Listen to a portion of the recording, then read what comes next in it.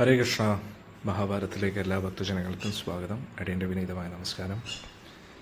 കഴിഞ്ഞ മഹാഭാരതത്തിൽ നമ്മൾ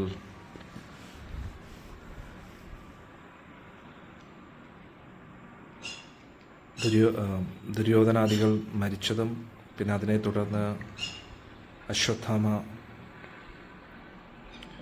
പാണ്ഡവ ശിബിരത്തിൽ കയറി രാത്രിയിൽ തന്നെ എല്ലാവരെയും കൊല്ലുന്ന ആ ഒരു ഭാഗമൊക്കെ നമ്മൾ പഠിച്ചു അല്ലേ. അതിനെ തുടർന്ന് അശ്വത്ഥാമാവ് ഓടി ഒളിക്കുകയാണ്.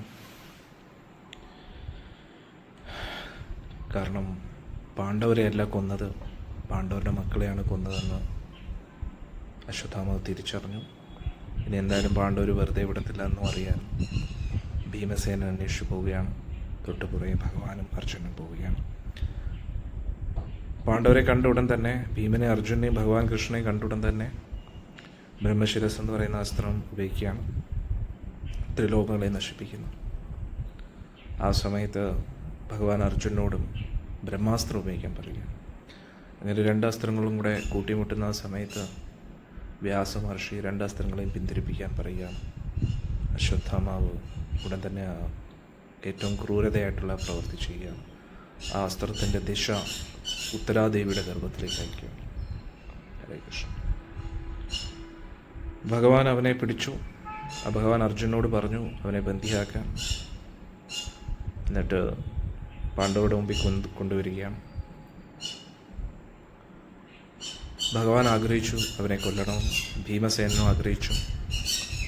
പക്ഷെ ദ്രൗപദി ദേവിക്ക് കാരുണ്യം തോന്നുകയാണ് അശ്വത്ഥാമ. അവിടെ നമ്മൾ പഠിച്ചു പാണ്ഡവരുടെ മഹത്വം എന്താണ്.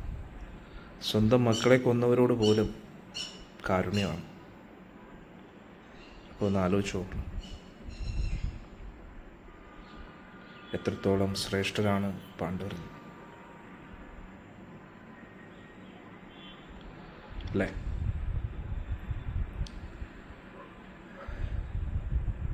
പക്ഷെ ഭഗവാൻ കൃഷ്ണനും ഭീമസേനനും പറഞ്ഞു ഇവനെ എന്തായാലും കൊല്ലണം. അപ്പോൾ അർജുൻ അശ്വത്ഥാമാവിൻ്റെ ശിരസിലുള്ള ആ രത്നം ചുഴുതെടുക്കുകയാണ്. ആ രത്നം എടുത്തോടുകൂടി അശ്വത്ഥാമാവിൻ്റെ എല്ലാ ശക്തികളും ക്ഷയിക്കുകയാണ്. അപ്പോൾ ഭഗവാൻ ഇത് കൂടാതെ, ഭഗവാൻ ആദ്യമായിട്ടാണ് ഒരാളെ ശപിക്കുന്നത്. നിൻ്റെ ദേഹത്തിൽ നിന്നും വ്രണം വന്ന് പുഴുത്തളിഞ്ഞ് ദുർഗന്ധം വരും എന്ന് പറഞ്ഞു ഭഗവാൻ. ഒരു 3000 വർഷത്തോളം നീ അലഞ്ഞു നടക്കുന്നു, അതിനുശേഷം നീ ഉപരിലോകങ്ങളിലേക്ക് പ്രവേശിക്കണം.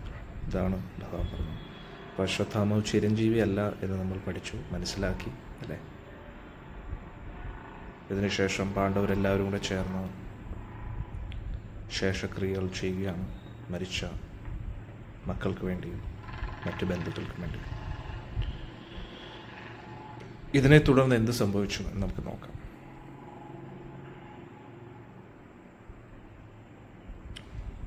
ഉച്ചയ്ക്ക് മുമ്പായിട്ട് ധൃതരാഷ്ട്രർ അദ്ദേഹത്തിൻ്റെ സേവകരെ വിളിച്ചു.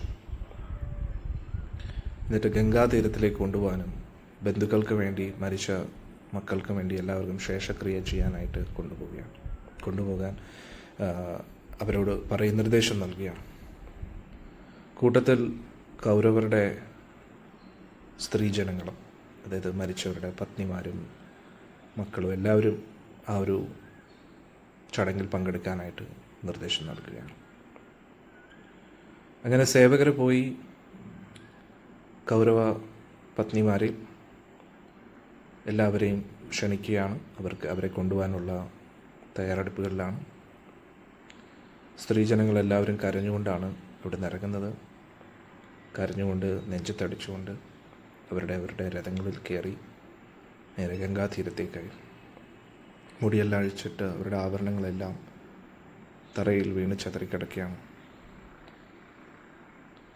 അവരവരുടെ ഭർത്താക്കന്മാരുടെയും മക്കളുടെയും പേരുകൾ വിളിച്ച് കരഞ്ഞുകൊണ്ട് അവർ പോവുകയാണ്.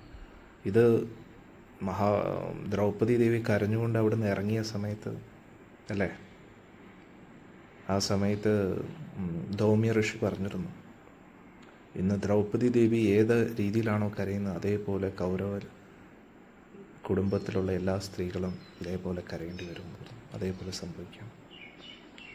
ഇവരുടെ കരച്ചിൽ കേട്ടിട്ട് എല്ലാവർക്കും തോന്നി ഭൂമി അവസാനിക്കാൻ പോവുകയാണ്. ആ രീതിയിൽ ധൃതരാഷ്ട്രരും സഞ്ജയനും ഈ കൗരവ സ്ത്രീജനങ്ങളുടെ പുറയിലായിട്ട് സഞ്ചരിക്കുകയാണ്. തൊട്ട് പുറകിലായിട്ട് ഒരുപാട് സേവകരുമുണ്ട്. ഏകദേശം 5 കിലോമീറ്ററോളം യാത്ര ചെയ്തതിന് ശേഷം അവർ കൃപാചാര്യനെയും കൃതവർമ്മയും കണ്ടു. തൊണ്ട ഇടറിക്കൊണ്ട് അവർ ദുര്യോധനൻ്റെ മരിച്ച കാര്യം പറയുകയാണ്. ഭീമൻ എങ്ങനെയാണ് ദുര്യോധനെ കൊന്നത് ആ കാര്യം പറയുകയാണ്. എന്നിട്ട് അശ്വത്ഥാമാവ് രാത്രിയിൽ പാണ്ഡവ ശിബിരത്തിൽ നടത്തിയ ക്രൂരകൃത്യങ്ങളെക്കുറിച്ചും അറിയുകയാണ് ധൃതരാഷ്ട്രൻ. കൃതവർമ്മയ്ക്കും കൃപാചാര്യർക്കും ഒരുപാട് നാണക്കേട് അനുഭവപ്പെടുകയായിരുന്നു ഇതിനെക്കുറിച്ച് പറഞ്ഞപ്പോൾ. കൃപാചാര്യർ പറഞ്ഞു, നമ്മളിനി ഓടി രക്ഷപ്പെടുകയാണ്.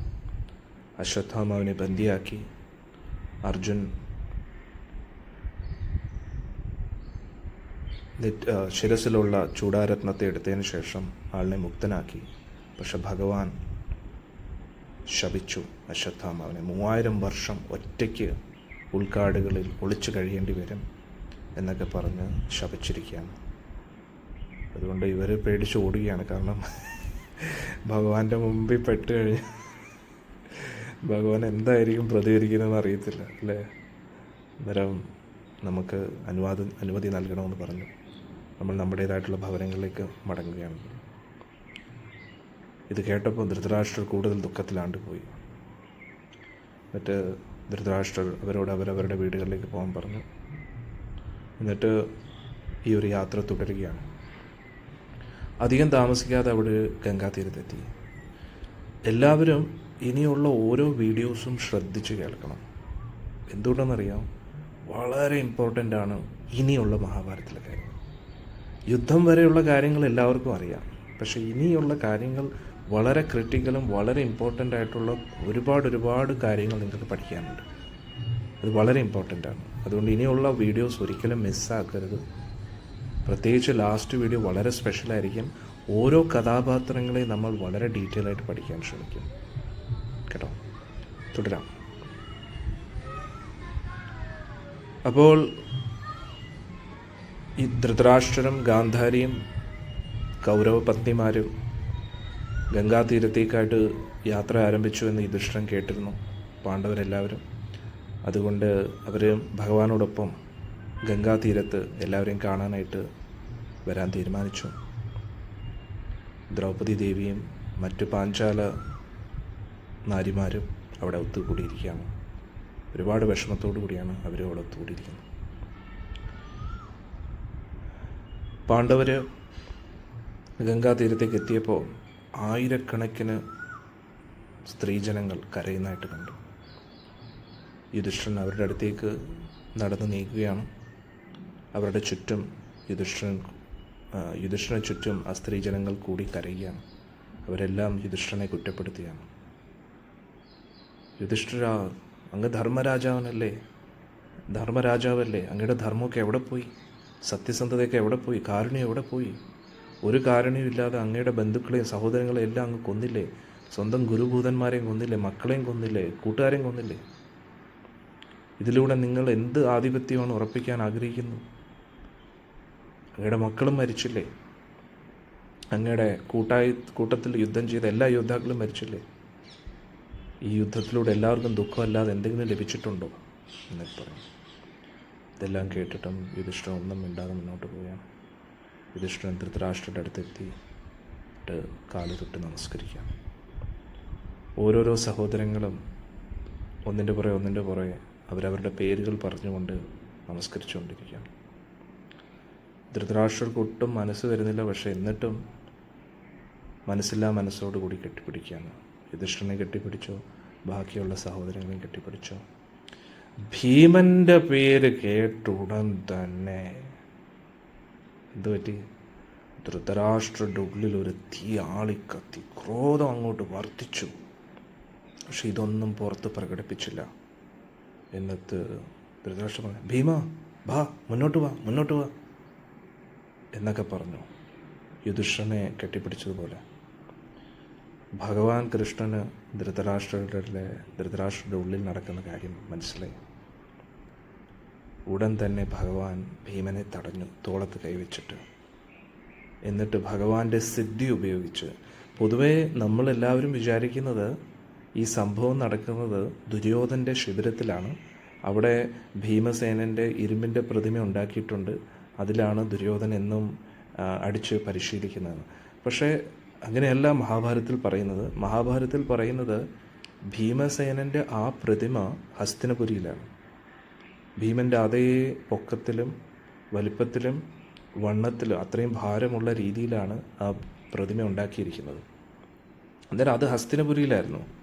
പക്ഷെ ഭഗവാന്റെ ശക്തി ഉപയോഗിച്ച് ഭഗവാൻ നിമിഷം കൊണ്ട് ആ പ്രതിമയെ അവിടെ കൊണ്ടുവരികയാണ്. ഹരേ കൃഷ്ണ. അതായത് ഗംഗാ തീരത്താണ് ഈ സംഭവം നടക്കുന്നത്. അന്നേരം യുധിഷ്ഠിരനെ കെട്ടിപ്പിടിച്ചു, ഇനി അർജുനെ എല്ലാവരെയും കെട്ടിപ്പിടിച്ചു, ഇനി ഭീമനെയാണ് കെട്ടിപ്പിടിക്കേണ്ടത്. ഒരു മിനിറ്റ്, യുധിഷ്ഠിരനെ മാത്രമേ കെട്ടിപ്പിടിച്ചിട്ടുള്ളൂ, വേറെ ഓരോ ആൾക്കാർ മുന്നേ, ഇനി ഭീമനാണ് വരേണ്ടത്. അർജുൻ കെട്ടിപ്പിടിച്ചില്ല എന്ന് പറയുന്നതിന് കാരണമുണ്ട്, ഞാൻ ഇപ്പം പറയാം എന്താ സംഭവിക്കുന്നത്. അപ്പോൾ അന്നേരം ഭീമനെ തടഞ്ഞു ഭഗവാൻ. എന്നിട്ട് നിമിഷങ്ങൾക്കകം അവിടെ ഭീമൻ്റെ പ്രതിമ ഭഗവാൻ അവിടെ പ്രകടമാക്കുക എന്നുള്ളത്. എന്നിട്ട് ആ പ്രതിമയെ മുന്നോട്ട് നീക്കി എന്നുള്ളതാണ്. എന്നിട്ട് ധൃതരാഷ്ട്രാലിംഗനം എന്ന് കേട്ടിട്ടുണ്ടല്ലോ എല്ലാവരും നിങ്ങൾ. അത് തന്നെ സംഭവിച്ചു. 10,000 ആനകളുടെ ബലമാണ് ധൃതരാഷ്ട്രയുടെ കൈകൾക്ക്. പിന്നെ ഉള്ളിൽ ദേഷ്യം എല്ലാം കൂടെ ഞെരിച്ചമർത്തി എന്നുള്ളതാണ്. ഫുൾ ശക്തി ഉപയോഗിച്ച് ഞെരിച്ചു എന്നുള്ളതാണ്. അത് ഭീമനാണെന്ന് വിചാരിച്ചിട്ട്. ആ ഇരുമ്പിൻ്റെ പ്രതിമയാണ്. ഇരുമ്പ് ഉള്ളിൽ പൊള്ളയല്ല, അത് നിങ്ങൾ ആലോചിക്കണം. ഉള്ളിൽ നല്ല കട്ടി ഇരുമ്പ്. അന്നേരം ഭീമൻ്റെ അവസ്ഥ എന്താ ഇങ്ങനെ അല്ലേ? അന്നേരം നല്ല ഇരുമ്പിൻ്റെ ഭീമൻ്റെ അത്രയും ഭാരവും പൊക്കവും വലിപ്പവുമുള്ള ആ പ്രതിമയെ ധൃതരാഷ്ട്രർ ഞെരിച്ചമർത്തി തുണ്ടമായെന്നുള്ളതാണ്, തവിട് പൊടിയായെന്നുള്ളത്. ഇതുമായിരിക്കും എന്നുള്ള ധൃതരാഷ്ട്രയുടെ പവർ. ഒരു ഇരുമ്പിൻ്റെ കമ്പി വളയ്ക്കാൻ തന്നെ ഭയങ്കര ബുദ്ധിമുട്ടാണ്. ഇരുമ്പിൻ്റെ പ്രതിമ. അന്നേരം ഇതൊക്കെ കേൾക്കുമ്പോൾ ചിലപ്പോൾ നമുക്ക് തോന്നും, അയ്യോ ഭയങ്കര തള്ളായിപ്പോയെന്ന് തോന്നത്തില്ലേ? ഇവരൊന്നും സാധാരണ വ്യക്തികളല്ല, സൂപ്പർ ഹ്യൂമൻസാണ്. അതാണ് നമ്മൾ മനസ്സിലാക്കുന്നത്. ധൃതരാഷ്ട്രയെ പോലുള്ള വ്യക്തി, ഇവരൊന്നും സാധാരണ വ്യക്തികളല്ല. അതുകൊണ്ടാണല്ലോ ഇവരുടെ പേര് മഹാഭാരതത്തിൽ വന്നിരിക്കുന്നത്. അല്ലെങ്കിൽ പിന്നെ ഇവരുടെ പേര് മഹാഭാരതത്തിൽ വരണം. സാധാരണ വ്യക്തികളാണെങ്കിൽ ഇപ്പോൾ ദുര്യോധൻ തന്നെ പാണ്ഡവരുടെ തലയാണെന്ന് പറഞ്ഞ് അശ്വത്ഥാമ കൊണ്ടുവന്നപ്പോൾ അതിനെ ഞെരിച്ചമർത്തി പൊടിക്കാൻ നോക്കുമ്പോൾ അത് പെട്ടെന്ന് പൊടിഞ്ഞു. എന്നിട്ട് പറഞ്ഞു, ഇത് പാണ്ഡവരുടെ തലയല്ല, പാണ്ഡവരുടെ തല നല്ല ഇരുമ്പ് പോലെ ഇരിക്കുമെന്ന്, പെട്ടെന്നൊന്നും പൊടിയത്തില്ലെന്ന്. ഞാനിപ്പോൾ വീണ് തളർന്നിരുന്നിട്ടും എനിക്ക് നിഷ്പ്രയാസം ഈ തലയൊട്ടി പൊടിക്കാൻ പറ്റുന്നുണ്ടെന്ന്. അങ്ങനെ എന്തുമായിരിക്കും? അതായത് നമ്മൾ ചിന്തിക്കുന്നതിന് അപ്പുറത്തായിട്ട് കാരണം ഇത് ലോജിക്കലാണ്. കാരണം ഗത എന്ന് പറഞ്ഞാൽ ഇരുമ്പിൻ്റെ ഗതയാണ്. ആ ഗത വെച്ചിട്ടാണ് ഒരാളെ അടിക്കുന്നത്. അതിലൊന്ന് ആലോചിച്ച് നോക്കുക, ആ അടി താങ്ങണമെങ്കിൽ അവരുടെ എല്ലിനും അവരുടെ ശരീരത്തിനും എന്ത് ബലമായിരിക്കും അല്ലേ? അവർ ഇടുന്നത് ഇരുമ്പിൻ്റെ കവചമാണ്. എന്നിട്ട് നമ്മൾ വിചാരിക്കുന്ന പോലെ സാധാരണ വ്യക്തികളല്ല ഇവരൊക്കെ. നമ്മളൊരു എന്തെങ്കിലും ഒരു തടി വെച്ച് കൊള്ളുമ്പോഴേ നമ്മുടെ എല്ല് പൊടിയും. പക്ഷെ ഇവരൊക്കെ എന്ന് പറഞ്ഞാൽ പവർഫുൾ അല്ല. നമുക്ക് ഇപ്രാവശ്യം നമ്മുടെ ഈ ലോകത്ത് തന്നെ കാണാൻ പറ്റും. ഇപ്പോൾ കരാട്ടയും കുങ്ഫുവും മാർഷൽ ആർട്സ് ഈ കളരിയൊക്കെ പഠിക്കുന്നവർക്ക് അവരുടെ കൈ ഉപയോഗിച്ച് ഇഷ്ടികയൊക്കെ പൊട്ടിക്കാൻ പറ്റും. അത് ഇപ്പോഴത്തെ അവസ്ഥയിൽ ഏറ്റവും ശക്തരായിട്ടുള്ള വ്യക്തികളാണ്. എന്നിട്ട് കുറച്ചും കൂടെ നന്നായിട്ട് പ്രാക്ടീസ് ചെയ്ത് കഴിഞ്ഞാൽ ചില ഈ എന്താ പറയുന്ന ഷാവുലിൻ ടെമ്പിൾ എന്ന് പറയുന്ന ചൈനയിലുള്ള അവരൊക്കെ ഇരുമ്പിൽ അടിക്കാറുണ്ട്. അവർ അടിക്കാറുണ്ട് അങ്ങനെയൊക്കെ. തലയൊട്ടി വെച്ച് ഇങ്ങനെ അടിച്ചടിച്ച് പ്രാക്ടീസ് ചെയ്യാറുണ്ട്. അന്നേരം അത് അവർ അടിച്ച് മരവിപ്പിക്കുന്നതാണ്. പക്ഷേ ഇതിങ്ങനെ മരവിപ്പിക്കുന്നതല്ല, അവരുടെ പുണ്യം കൊണ്ട് അവർക്ക് ശക്തമായിട്ടുള്ളൊരു ശരീരം കിട്ടുന്നതാണ്. അതുകൂടാതെ അവരുടെ പ്രാക്ടീസും പിന്നെ അവരുടെ യോഗബലം തപോബലം അതുകൊണ്ട് അവർക്ക് അത്രയും ശക്തി കിട്ടുകയാണ്. അല്ലാതെ അവർ മരവിപ്പിക്കുന്നതല്ല. ഓക്കെ, എന്തായാലും ഓക്കെ, അത് ഒരു വേറെ ടോപ്പിക്കാണ്. എന്തായാലും ഞാൻ ഈ ഒരു അവസ്ഥയിൽ പറഞ്ഞതേ ഉള്ളൂ ഈ ഒരു ഡിസ്കഷനിൽ. അന്നേരം ധൃതരാഷ്ട്രർ ഫുൾ ശക്തി ഉപയോഗിച്ചപ്പോൾ ആ പ്രതിമ തവിട് പൊടിയായെന്നുള്ളതാണ്. എന്നിട്ട് ധൃതരാഷ്ട്രയുടെ നെഞ്ച് മുഴുവൻ അങ്ങ് അങ്ങ് ഞെരിഞ്ഞമർന്നു എന്നുള്ളതാണ്. എന്നിട്ട് വായിന്ന് രക്തം വീണ് രക്തം തുപ്പിയാണ്. അന്നേരം എന്തുമാത്രം ശക്തി ഉപയോഗിച്ചാണ് ആളുടെ ദേഹം മുഴുവൻ രക്തം കൊണ്ട് കുളിച്ചു എന്നുള്ളതാണ്. കാരണം ഇരുമ്പല്ലേ, അത് ദേഹത്തെല്ലാം കൊണ്ട് മുറിഞ്ഞാണ്. എന്നിട്ട് വായിന്ന് രക്തം വന്നു. എന്നിട്ട് രക്തത്തിൽ കുളിച്ച ആൾ ബോധം കെട്ട് വീഴുകയാണ്. സഞ്ജയൻ അടുത്ത് വന്നിട്ട് ആളിനെ പൊക്കിയിട്ട് പറഞ്ഞ്, രാജാവ് ഇങ്ങനെയൊന്നും ചെയ്യാൻ പാടില്ല. അപ്പോഴേക്കും ദേഷ്യമെല്ലാം പോയി. അപ്പോഴേക്കും ധൃതരാഷ്ട്ര വീണ്ടും ദുഃഖത്തിലായി. കാരണം ധൃതരാഷ്ട്ര, അയ്യോ ഞാൻ ഭീമനെ കൊന്നല്ലോ എന്നൊക്കെ പറഞ്ഞിട്ട്. അന്നേരം ധൃതരാഷ്ട്രയുടെ ദേഷ്യമൊക്കെ അടങ്ങിയെന്ന് അറിഞ്ഞപ്പോൾ ഭഗവാൻ അടുത്ത് വന്നിട്ട് തോളെ കഴിച്ചിട്ട് പറഞ്ഞ്, വിഷമിക്കേണ്ട ഭരതശ്രേഷ്ഠ, അങ്ങ് വളരെയധികം കുപിതനാണെന്ന് മനസ്സിലാക്കി ഞാൻ ഭീമനെ അകറ്റി നിർത്തി. നിങ്ങൾ അദ്ദേഹത്തിൻ്റെ പ്രതിമയെ മാത്രമാണ് തവിടുപൊടിയാക്കിയത്. അങ്ങയുടെ ഈ ദേശത്തോടുള്ള ആലിംഗനത്തിൽ നിന്നും ആർക്കാണ് രക്ഷപ്പെടാൻ കഴിയുക? യമൻ്റെ പാശം പോലെയല്ലേ അങ്ങയുടെ ഈ ആലിംഗനം. പക്ഷെ എന്നാലും അങ്ങ് ആലോചിക്കണ്ടേ, എത്ര മനോഹരമായിട്ടാണ് സംസാരിക്കുന്നത്. അതാണ് അല്ലേ, വചനം മധുരം എന്ന് പറയുന്നത് എത്ര മനോഹരം അതോടെ. അതായത് ആർക്കും ഭഗവാനോട് വിരോധം തോന്നത്തില്ലെന്നുള്ളൂ. ആ രീതിയിലാണ് ഭഗവാന്റെ സംസാരം. അതായത് മുന്നിലുള്ള ആളിനെ സുഖിപ്പിക്കുന്ന രീതിയിൽ, പക്ഷെ സത്യം പറയുകയും ചെയ്യും. അതാണ് നമ്മുടെ ഭഗവാൻ കൃഷ്ണൻ. എന്നാൽ ഇവിടെ പറയുകയാണ്, അങ്ങയുടെ ആലിംഗനത്തിൽ നിന്ന് ആർക്കാ രക്ഷപ്പെടാൻ കഴിയുക? അത് യമപാശം പോലെ തന്നെയല്ലേ. പക്ഷെ എന്നാലും അങ്ങ് ചിന്തിക്കണ്ടേ, ഭീമനെ കൊല്ലുന്നതിലൂടെ അങ്ങക്ക് എന്ത് കിട്ടാനാണ്? അതിലൂടെ അങ്ങയുടെ മക്കൾ തിരിച്ചു വരുമോ? അതുകൊണ്ട് ഈ ദേഷ്യമൊക്കെ വിടും, ശാന്തനാകുന്നു. ഇത് കേട്ടതോടുകൂടി നാണക്കേടായി ധൃതരാഷ്ട്രയുടെ തല താഴുകയാണ്. അദ്ദേഹത്തിൻ്റെ സേവകർ അദ്ദേഹത്തെ പിടിച്ചെഴുന്നേൽപ്പിച്ചു. എന്നിട്ട് വസ്ത്രങ്ങളൊക്കെ മാറി കുളിപ്പിച്ചു. എന്നിട്ട് നദീതീരത്ത് തന്നെ ഒരു ആസനത്തിൽ ഇരുത്തുകയാണ്. ഭഗവാൻ പറഞ്ഞു, അങ്ങ് ശാസ്ത്രങ്ങളൊക്കെ പഠിച്ചതല്ലേ, മാനുഷിക മൂല്യങ്ങൾ എന്തൊക്കെയാണെന്ന് അങ്ങേക്ക് അറിഞ്ഞൂടെ? പിന്നെ എന്തിനാണ് പാണ്ഡവരോട് ഇത്രയും ശത്രുത പുലർത്തുന്നത്? ഇത്രയൊക്കെ പറഞ്ഞ് ഒരു വിധം റെഡിയാക്കിയപ്പോൾ പിന്നെ ഭഗവാൻ സ്ട്രോങ് ആയിട്ട് സംസാരിക്കും. ഭഗവാൻ പറയുകയാണ്, ഇതിനെല്ലാം കാരണക്കാരൻ അങ്ങ് തന്നെയല്ലേ. ഞാൻ എത്രയോ പ്രാവശ്യം അങ്ങയോട് യുദ്ധം വേണ്ട വേണ്ടെന്ന് പറഞ്ഞു, പക്ഷെ അങ്ങ് കേട്ടില്ല. വിതുരരുടെയും ഭീഷ്മരുടെയും ദ്രോണരുടെയും സഞ്ജയൻ്റെയും എല്ലാ ഉപദേശങ്ങളെയും അങ്ങ് തഴഞ്ഞുകൊണ്ടിരുന്നു. സ്വന്തം കുറ്റങ്ങൾ കണ്ടുപിടിക്കാൻ കഴിവുള്ള ഒരു രാജാവിന് മാത്രമേ സമ്പത്ത് ആസ്വദിക്കാനുള്ള അധികാരമുള്ളൂ. ഇതുമല്ലേ കിടിലൻ സ്റ്റേറ്റ്മെൻ്റ് അല്ലേ? അതായത് സ്വന്തം കുറ്റങ്ങൾ തിരിച്ചറിയാൻ കഴിവുള്ള ആ രാജാവിന് മാത്രമേ സമ്പത്ത് ആസ്വദിക്കാനുള്ള അധികാരമുള്ളൂ. പക്ഷെ ആരാണോ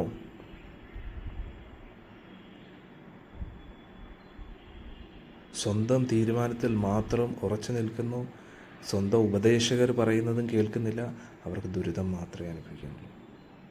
അതായത് രാജാക്കന്മാരുടെ 2 കാറ്റഗറീസാണ് ഭഗവാൻ ഇവിടെ പറയുന്നത്. 3 കാറ്റഗറീസ്.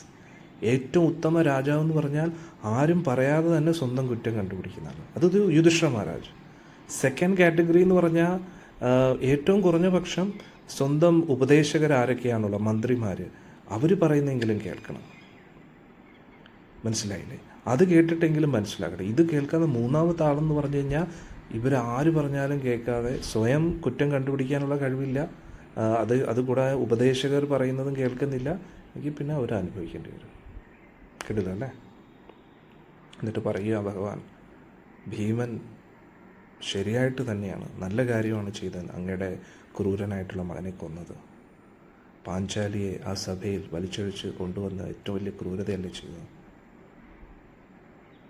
അതുകൊണ്ട് നിങ്ങൾ പാണ്ഡവരോട് ചെയ്ത ആ തെറ്റുകളെ ആലോചിക്കുക, നിങ്ങളുടെ മക്കൾ പാണ്ഡവരോട് ചെയ്ത തെറ്റുകളെ ആലോചിക്കുക, എന്നിട്ട് അങ്ങയുടെ ക്രോധത്തെ നിയന്ത്രിക്കുക എന്ന് പറയാം.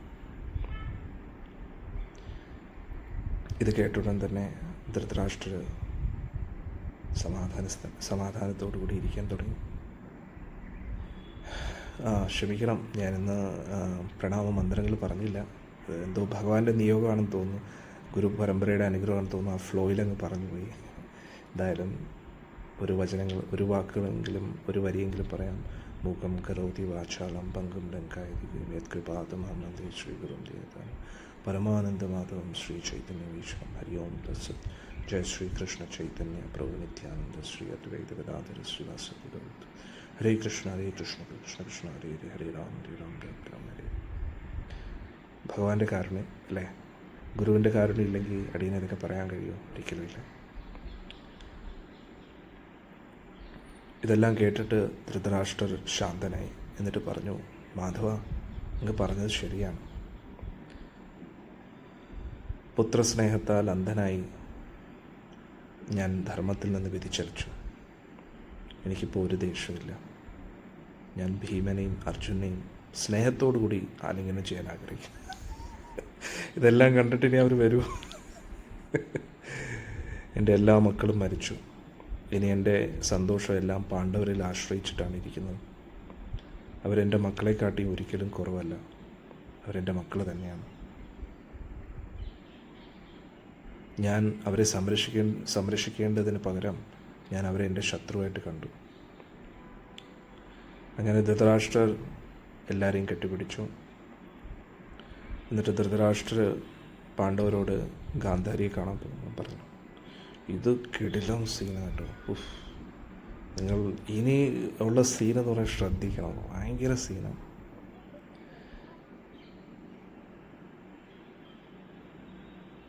അന്നേരം പാണ്ഡവർ ഗാന്ധാരി ദേവിയെ കാണുന്നതിന് മുമ്പേ വ്യാസമഹർഷി ഗാന്ധാരിയെ കാണാൻ അവിടെ എത്തി. കാരണം വ്യാസമഹർഷിക്ക് ഗാന്ധാരിയുടെ ഉള്ളിൽ നടക്കുന്ന കാര്യങ്ങൾ അറിയാമായിരുന്നു. എല്ലാവരുടെയും മനസ്സും അറിയാമല്ലോ. അന്നേരം ഗാന്ധാരി യുധിഷ്ഠിരനെ ശപിക്കാനായിട്ട് ഇങ്ങനെ റെഡിയായിട്ട് നിൽക്കുകയായിരുന്നു. ഉടൻ തന്നെ വ്യാസമഹർഷി അവിടെ എത്തിയിട്ട് പറഞ്ഞ്, ഗാന്ധാരി, പാണ്ഡവരെ ഒരിക്കലും ദ്രോഹിക്കരുത്. ഇത് അവരോട് ക്ഷമിക്കേണ്ട ഒരു സമയമാണ്. നിൻ്റെ മകൻ ദുര്യോധന എത്രയോ പ്രാവശ്യം വിജയശ്രീക്കുള്ള അനുഗ്രഹം നിന്നോട് അഭ്യർത്ഥിച്ചിട്ട് നീ കൊടുത്തില്ല. കാരണം നീ എപ്പോഴും പറഞ്ഞു വിജയം എപ്പോഴും ധർമ്മത്തിൻ്റെ ഭാഗത്താണെന്ന്. അത് നീ എപ്പോഴും ഓർക്കണം. പാണ്ഡവർ ധർമ്മിഷ്ഠരാണ്. അതുകൊണ്ട് നിൻ്റെ ഉള്ളിലുള്ള തെറ്റായിട്ടുള്ള ചിന്തകളൊക്കെ മാറ്റൂ. ഇങ്ങനെ വ്യാസമഹർഷി പറഞ്ഞുകൊണ്ടിരിക്കുന്ന സമയത്ത് പാണ്ഡവർ ഗാന്ധാരിയുടെ അടുത്ത് എത്തി. എല്ലാ നമസ്കാരങ്ങളും അർപ്പിച്ചു. കാല് തൊട്ട് നമസ്കരിച്ചു. ഓരോരുത്തരായിട്ട് കരഞ്ഞുകൊണ്ട് ഗാന്ധാരി വ്യാസമഹർഷിയോട് പറഞ്ഞു, ഞാൻ ഒരിക്കലും പാണ്ഡവരെക്കുറിച്ച് ഒരു തെറ്റായിട്ടുള്ള ചിന്തകൾ എൻ്റെ ഹൃദയത്തിൽ സൂക്ഷിക്കുന്നില്ല ഋഷിമഹർഷി. പക്ഷേ എനിക്ക് ഒരുപാട് ദുഃഖം തോന്നുന്നു. കൗരവർ അവരുടെ അഹങ്കാരം കൊണ്ടും ധാർഷ്ട്യം കൊണ്ടും ദുര്യോധൻ്റെ മണ്ടത്തരം കൊണ്ടും മണ്ടരായിട്ടുള്ള ഉപദേശകരുടെയും കൊണ്ട് ഈ നാശത്തിലേക്ക് പോയിരിക്കുകയാണ്. അതുകൊണ്ട് ഞാൻ ഒരിക്കലും പാണ്ഡവരെ കുറ്റം പറയുന്നില്ല. പക്ഷേ അവർ ചെയ്ത ഒരു കാര്യം എനിക്ക് ഒട്ടും ക്ഷമിക്കാൻ കഴിയില്ല, സ്വീകരിക്കാൻ കഴിയില്ല. ഭീമസേനൻ എൻ്റെ മകനെ ചതിവിലൂടെയാണ് കൊന്നിരിക്കുന്നത്. അരയ്ക്ക് താഴെ ഒരിക്കലും ഗദായുദ്ധത്തിൽ അടിക്കാൻ പാടില്ല. ഇത് ധർമ്മമല്ലല്ലോ എന്ന്. അപ്പോഴേക്കും ഭീമസേനൻ, ഇനി എല്ലാവരും ശ്രദ്ധിക്കണം, ഇനി ഒരുപാട് സംഭവങ്ങൾ ഇനി നടക്കാൻ പോവുകയാണ്. എല്ലാവരും ശ്രദ്ധിക്കുക. ഭീമസേനൻ ഭഗവാൻ കൃഷ്ണനിൽ നിന്ന് മനസ്സിലാക്കി ഗാന്ധാരിയുടെ ശക്തിയാൽ ദുര്യോധന് അവൻ്റെ ശരീരം വജ്രമായിരിക്കുകയായിരുന്നു. അതൊക്കെ ഭീമസേനന് മനസ്സിലായി. അന്നേരം അത് മനസ്സിലാക്കിയിട്ട് ഭീമസേനൻ പറഞ്ഞു, ദേവി, ധർമ്മമാണെങ്കിലും അധർമ്മം അല്ലായിരുന്നെങ്കിലും ആ ഒരു വഴിയിലൂടെ അങ്ങയുടെ മകനെ കൊല്ലാൻ കഴിയും. അങ്ങേക്കിത് നന്നായിട്ട് അറിയാമല്ലോ ഗാന്ധാരി ദേവി. കാരണം തുടക്കടിച്ച് പൊട്ടിക്കാനേ പറ്റൂ, വേറെ വഴിയില്ല. പിന്നെ അതുകൂടാതെ എത്രയെത്രയോ ചതിവുകളാണ് അവൻ നമ്മളോട് കാട്ടിയിരിക്കുന്നത്. ധർമ്മത്തെക്കുറിച്ച് ഒരു നിമിഷം പോലും ചിന്തിക്കാതെ എത്രയോ പ്രാവശ്യം നമ്മളെ ചതിച്ചിരിക്കുന്നു. അതുകൊണ്ട് ഏതെങ്കിലും രീതിയിൽ അവനെ കൊല്ലുക എന്നതേ ഉണ്ടായിരുന്നുള്ളൂ ഒരേ ഒരു ഉപായം. അവനെ കൊല്ലാതെ യുധിഷ്ഠിരനെ ഒരിക്കലും ധർമ്മത്തിൽ രാജാവായിട്ട് സ്ഥാപിക്കാൻ കഴിയില്ലായിരുന്നു. അതുകൊണ്ടാണ് ഞാൻ അത് ചെയ്തത്. അതുകൊണ്ടാണ് ഞാൻ അവനെ യുദ്ധത്തിൽ വീഴ്ത്തിയത്. പിന്നെ ഞാൻ പ്രതിജ്ഞ എടുത്തായിരുന്നല്ലോ അവൻ്റെ തുടയടച്ച് പൊട്ടിക്കുന്നു. യുധിഷ്ഠിര മഹാരാജ് എന്നെ തടഞ്ഞില്ലായിരുന്നുവെങ്കിൽ ദ്രൗപദി ദേവിയെ അപമാനിച്ച അതേ ദിവസം തന്നെ ഞാനത് ചെയ്തേനെന്ന്. പിന്നെ ഭീമന് നന്നായിട്ട് അറിയാമായിരുന്നു ദുര്യോധനെ ഇങ്ങനെ തുടക്കിയടിച്ച് കൊന്നത് ഒരിക്കലും ഒരു പാവമല്ല, കാരണം ഭഗവാൻ പറഞ്ഞിട്ടാണത് ചെയ്തത്. അതായിരുന്നു ഭീമൻ്റെ യഥാർത്ഥ കാരണം. കാരണം ഭഗവാൻ ഉള്ളിടത്താണ് ധർമ്മം. അതുകൊണ്ട് ഭഗവാന്റെ നിർദ്ദേശപ്രകാരം ഭഗവാന്റെ സന്തോഷത്തിന് വേണ്ടിയാണ് ചെയ്തത്. പക്ഷേ ഭീമന് ഭഗവാനിലുള്ള വിശ്വാസം ഗാന്ധാരിക്കില്ല എന്ന് മനസ്സിലാക്കി ഭീമൻ ഭഗവാന്റെ പേര് അവിടെ പറഞ്ഞില്ല. ഇത്ര മനോഹരമല്ലേ? ഭീമന് വേണമെങ്കിൽ പറയായിരുന്നു, അത് ഭഗവാൻ കൃഷ്ണൻ പറഞ്ഞിട്ടാണ് ഞാൻ ചെയ്തത്, എന്നെ എന്തിനാ കുറ്റപ്പെടുന്നത് വേണമെങ്കിൽ പറയായിരുന്നു. പക്ഷെ ഭഗവാനെ, കാരണം അങ്ങനെ പറഞ്ഞിരുന്നുവെങ്കിൽ ഇവർ ഭഗവാനെക്കുറിച്ച് തെറ്റായിട്ട് ചിന്തിക്കും. ഭീമൻ്റെ ആ ഭക്തി എന്തുവാണല്ലേ? ഭീമൻ പറഞ്ഞു, ഞാൻ ചെയ്ത തെറ്റൊന്നും ഇല്ല, ഇങ്ങനെയാണ് അങ്ങനെയാണെന്ന് വേറെ പല കാരണങ്ങളും പറഞ്ഞു. കാരണം സത്യം പറഞ്ഞാൽ ഭീമൻ അതൊന്നും ആ സമയത്ത് ചിന്തിച്ചിട്ട് പോലും ഇല്ല, ഭഗവാൻ പറഞ്ഞുകൊണ്ട് മാത്രമല്ല. പക്ഷെ ആ ഒരു കാരണം അവിടെ പറഞ്ഞതുമില്ല. കാരണം അങ്ങനെ പറഞ്ഞു ഭഗവാനെ കുറ്റപ്പെടുത്തിയാലോ? എന്തുവല്ലേ ഭീമൻ്റെ ഭക്തി എന്തുവാണ്? ഇത് കേട്ട ഉടനെ ഗാന്ധാരിയുടെ ശബ്ദം ഇടറി. എന്നിട്ട് ഉടനെ ഗാന്ധാരി പറഞ്ഞു, നീ ഒരു മനുഷ്യനല്ല ഭീമ, നീ ദുശാസൻ്റെ രക്തം കുടിച്ചു, നീ ഒരു രാക്ഷസനാണ്, ഒരു രാക്ഷസന് മാത്രമേ ഇത് ചെയ്യാൻ കഴിയൂ. ഇത് പറഞ്ഞപ്പോഴും ഭീമന് ഒട്ടും കുറ്റബോധം തോന്നിയില്ല. പക്ഷേ ഭീമൻ പറഞ്ഞു, ദേവി, ഞാൻ ഒരിക്കലും ആ രക്തത്തെ കുടിച്ചില്ല, പല്ലിൻ്റെ പുറത്ത് ഇങ്ങനെ വായിൽ വെച്ചു എന്നേ ഉള്ളൂ, പല്ലിൻ്റെ ഉള്ളിലേക്ക് പ്രവേശിക്കാൻ ഞാൻ അനുവദിച്ചിട്ടില്ല. ഹരേ കൃഷ്ണ. ദുശാസൻ ഇത്രയും വലിയൊരു പാപം ചെയ്തപ്പോൾ ആ ക്രോധത്താൽ ഞാൻ ആ ഒരു പ്രതിജ്ഞ എടുത്തു. അതുകൊണ്ട് എൻ്റെ സത്യം എനിക്ക് പൂർത്തീകരിച്ചേ പറ്റുമായിരുന്നു. അതിലും എനിക്ക് എന്നെ കുറ്റപ്പെടുത്താൻ കഴിയില്ല. അന്നേരം ദുശാസനൻ്റെ രക്തം കുടിച്ചില്ല, അകത്തോട്ട് കയറ്റിയില്ല, വായിലിങ്ങനെ വെച്ചു എന്നേ ഉള്ളൂ. വായെന്ന് പറഞ്ഞാൽ പല്ലിൻ്റെ ഉള്ളിലേക്ക് പോകാൻ അനുവദിച്ചില്ല. പിന്നെ ഇതെല്ലാം ഗാന്ധാരി ദേവി അവിടുത്തെയും കൂടെ ഉത്തരവാദിത്വമായിരുന്നു, മക്കളെ ഈ അധർമ്മത്തിൽ നിന്ന് തടയുക എന്ന്. അതിലൊന്നും ആ സമയത്തൊന്നും ഗാന്ധാരി ദേവി ഒന്നും പറഞ്ഞില്ലല്ലോ. എന്നിട്ടിപ്പം നമ്മളെ കുറ്റപ്പെടുത്തുന്നത് ശരിയാണോ? നമ്മൾ എന്ത് പാപമാണ് ചെയ്തിരിക്കുന്നത്? നമുക്കെതിരെയല്ല ഇത്രയും പാപങ്ങൾ ഇവർ ചെയ്തു. ഇതെല്ലാം കേട്ടപ്പോൾ മക്കളെക്കുറിച്ച് ആലോചിച്ച് ഗാന്ധാരി കരയാൻ തുടങ്ങി. ദേവിയുടെ ശരീരം വിറയ്ക്കാൻ തുടങ്ങി. അപ്പോഴേക്കും ദാസിമാർ വന്ന് സഹായിക്കാൻ തുടങ്ങി. കുറച്ചു കഴിഞ്ഞപ്പോൾ എങ്ങനെയൊക്കെയോ സ്വബോധം തിരിച്ചു കിട്ടി. എന്നിട്ട് ഗാന്ധാരി പറയാം, ഭീമ, എൻ്റെ ഒരു മകനെയെങ്കിലും നിനക്ക് വെറുതെ വിട്ടുകൂടായിരുന്നു. ഒരു ആശ്രയം ഇല്ലാതെ നമ്മൾ എങ്ങനെയാണ് ഈ ലോകത്ത് ജീവിക്കുന്നത്? ഒന്ന് ആലോചിച്ച് നോക്കണം.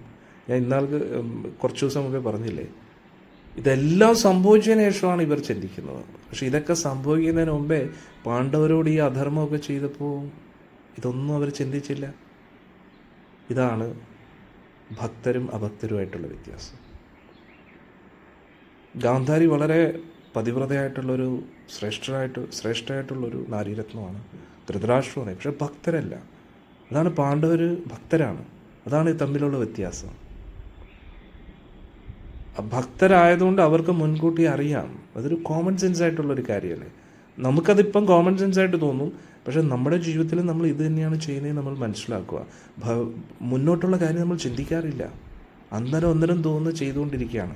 പക്ഷെ ഭക്തിയിൽ വരുമ്പോൾ നമ്മൾ മുൻകൂട്ടി മനസ്സിലാക്കുമോ ഇത് ചെയ്താൽ മുന്നോട്ട് ഇങ്ങനെയായിരിക്കും, അങ്ങനെയായിരിക്കും, ശരിയും തെറ്റും ആലോചിച്ചിട്ടായിരിക്കും നമ്മൾ ചെയ്യുന്നത്. ഭക്തിയിൽ വരുമ്പോൾ ഭഗവാൻ ഉള്ളിൽ പ്രവേശിച്ച് നമുക്കൊരു വിവേചന ബുദ്ധി നൽകും.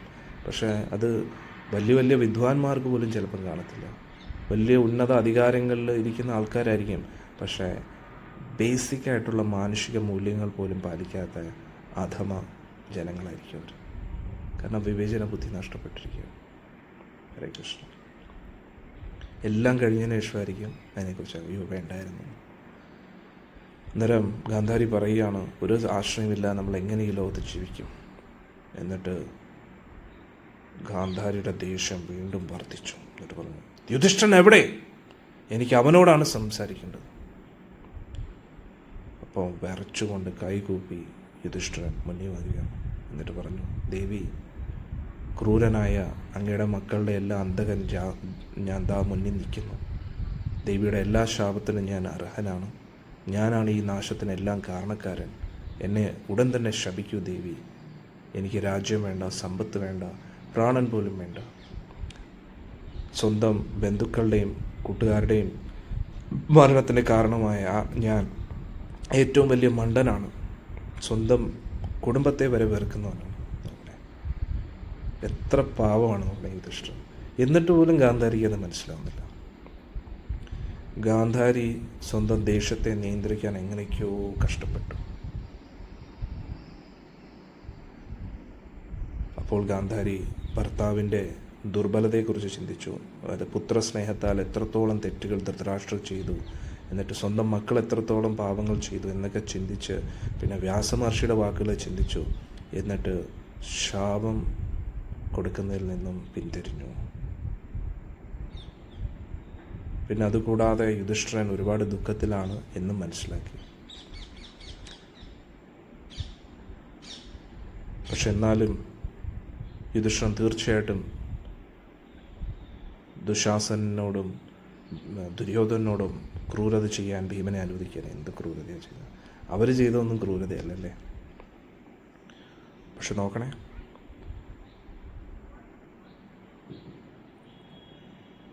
ഗാന്ധാരിയുടെ കണ്ണിൽ ഇപ്പോഴും ആ തുണി കെട്ടിയിരിക്കുകയാണ്. അന്നേരം ദേഷ്യം കൊണ്ട് ഗാന്ധാരിയുടെ 2 കണ്ണുകളും പൊള്ളുന്നതായിട്ട് ഗാന്ധാരിക്ക് അനുഭവപ്പെടുകയാണ്. ഗാന്ധാരി ഇതിനു മുമ്പേ സമ്പൂർണ്ണ തപോബലവും ദുര്യോധനെ രക്ഷിക്കാൻ വേണ്ടി ഉപയോഗിച്ചിരുന്നെങ്കിലും അത് പൂർണ്ണമായിട്ടും തീർന്നിട്ടില്ലായിരുന്നു. ഗാന്ധാരി ദേവി ചെറുതായിട്ട് ആ തുണി ഒന്ന് പൊക്കുകയാണ്, കണ്ണിൽ മറച്ച തുണി. എന്നിട്ട് യുധിഷ്ഠിരൻ്റെ കാലിലേക്ക് നോക്കിയാണ്. യുധിഷ്ഠിരൻ്റെ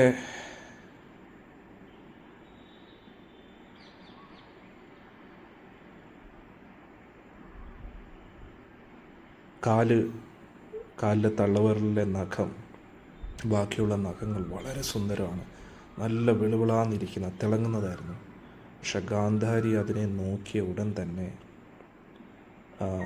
നഖങ്ങളെല്ലാം കുഴിഞ്ഞു. എന്നിട്ട് ആ നഖത്തിൻ്റെ നിറം ചാരനിറമായിട്ട് മാറിയിരുന്നു. ഹരേ കൃഷ്ണ. പാവം യുധിഷ്ഠിരൻ. ഇത് കണ്ടുടനെ അർജുന് പേടിയായി. ഇനി എനിക്കായിട്ട് എന്തൊക്കെയായിരിക്കുമ്പോൾ ഇത്ര ഒരു തെറ്റും ചെയ്യാത്ത യുധിഷ്ഠിരനോട് ഇങ്ങനെ ചെയ്യുവാണ് എന്ന് പറഞ്ഞ് അർജുനൻ പേടിച്ച് ഭഗവാൻ കൃഷ്ണൻ്റെ പുറകെ ഒളിച്ചു. പക്ഷേ എന്നിട്ടും യുധിഷ്ഠിരൻ തിരിച്ചൊന്നും പറഞ്ഞില്ല. ഗാന്ധാരിക്ക് എങ്ങനെയൊക്കെയോ സ്വയത്തെ നിയന്ത്രിച്ചു. എന്നിട്ട് വളരെ സമാധാനത്തോടു കൂടി പാണ്ഡവരോട് സംസാരിച്ചു. എന്നിട്ട് പറഞ്ഞു, നിങ്ങൾ കുന്തി ദേവിയെ കാണാൻ പോകും, നിങ്ങളെ കാണാൻ ആകാംക്ഷയോടെ കാത്തിരിക്കാം. എനിക്ക് ആ ഗാന്ധാരി ദേവിയോടുള്ള റെസ്പെക്റ്റ് അതാ പോകുന്നത് അല്ലേ. ഇത് ശരി, ഭർത്താവിനെ വേണ്ടി പാതിവൃത്യത്തിൻ്റെ പേരിൽ അതൊക്കെ ചെയ്തു, കണ്ണൊക്കെ അടച്ചു വെച്ചു, അതൊക്കെ ഓക്കെ. പക്ഷേ മക്കൾ ഈ തെറ്റുകളൊക്കെ ചെയ്തപ്പോൾ എവിടെയായിരുന്നു? അവരെ ആ സമയത്ത് പിന്തിരിപ്പിച്ചില്ല. ആ സമയത്ത് ഇതൊന്നും പറഞ്ഞില്ല. എന്നിട്ട് പിന്നെ ഇതാണ് സ്വാർത്ഥത എന്ന് പറയുന്നത്. അതാണ് മഹാഭാരതത്തിലെ ആ പാട്ടിൽ പറയുന്നത്. अथ श्री महाभारत कथा, अथ श्री महाभारत कथा, कथा है पुरुषार्थ की है, स्वार्थ की परमार्थ की. അതാണ് പറയുന്നത്. അത് ശ്രീ മഹാഭാരത് കഥ, കഥാ ഹേ പുരുഷാർത്ഥ കി. പുരുഷാർത്ഥം, ഒരു ജീവാത്മാവിൻ്റെ ലക്ഷ്യത്തിലേക്ക് എങ്ങനെ എത്താം. അതായത് പുരുഷാർത്ഥം എന്ന് പറഞ്ഞു കഴിഞ്ഞാൽ ഈ ലോകത്തിലുള്ള കാണുന്ന വസ്തുവകകളല്ല, പദവികളല്ല നമ്മുടെ യഥാർത്ഥ നേട്ടം. ഇതിനും അപ്പുറത്തായിട്ടുള്ളത്. അതിനുവേണ്ടി, ആ അർത്ഥത്തിനു വേണ്ടി കൊതിക്കൂ, ആ അർത്ഥത്തിന് വേണ്ടി യത്നിക്കൂ. അതിനെക്കുറിച്ചാണ് മഹാഭാരതത്തിൽ പറയുന്നത്. പുരുഷാർത്ഥം. കഥാ ഹേ പുരുഷാർത്ഥ കി സ്വാർത്ഥ കി.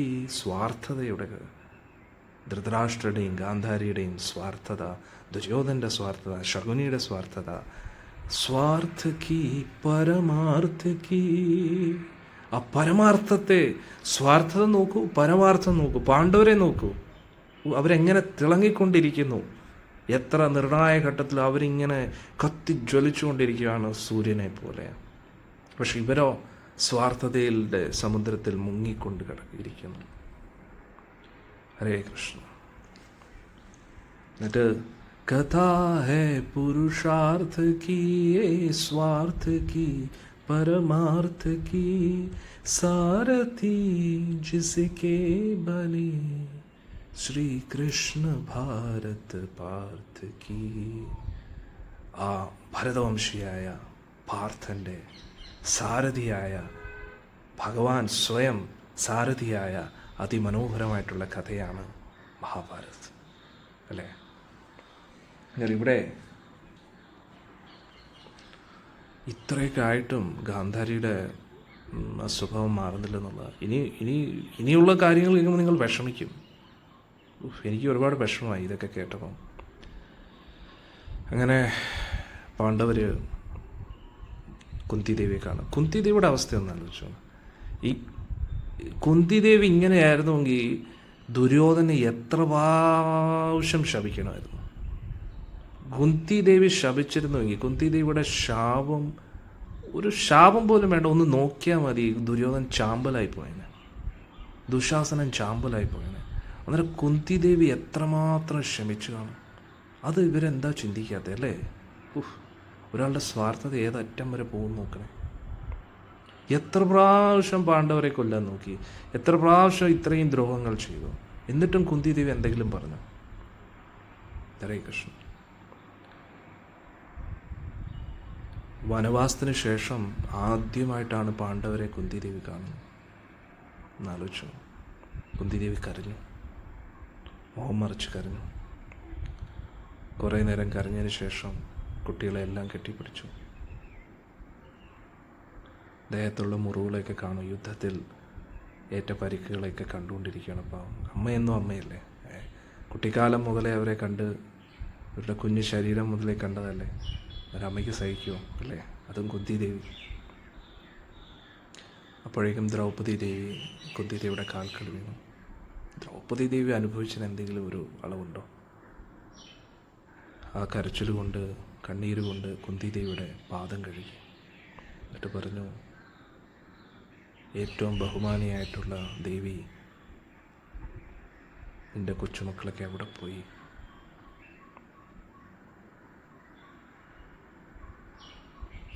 ഇത്രയും ദുഃഖത്തിൽ അങ്ങേ കണ്ടുകൊണ്ട് എന്തുകൊണ്ട് അവർ തിരിച്ചു വരുന്നില്ല? ദേവി, ഇനി ഞാൻ എന്തിനു ജീവിക്കണം?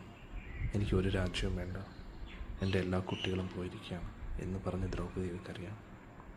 കുന്തിദേവി ദ്രൗപദി ദേവി എഴുന്നേൽപ്പിച്ചു, ആശ്വസിപ്പിച്ചു.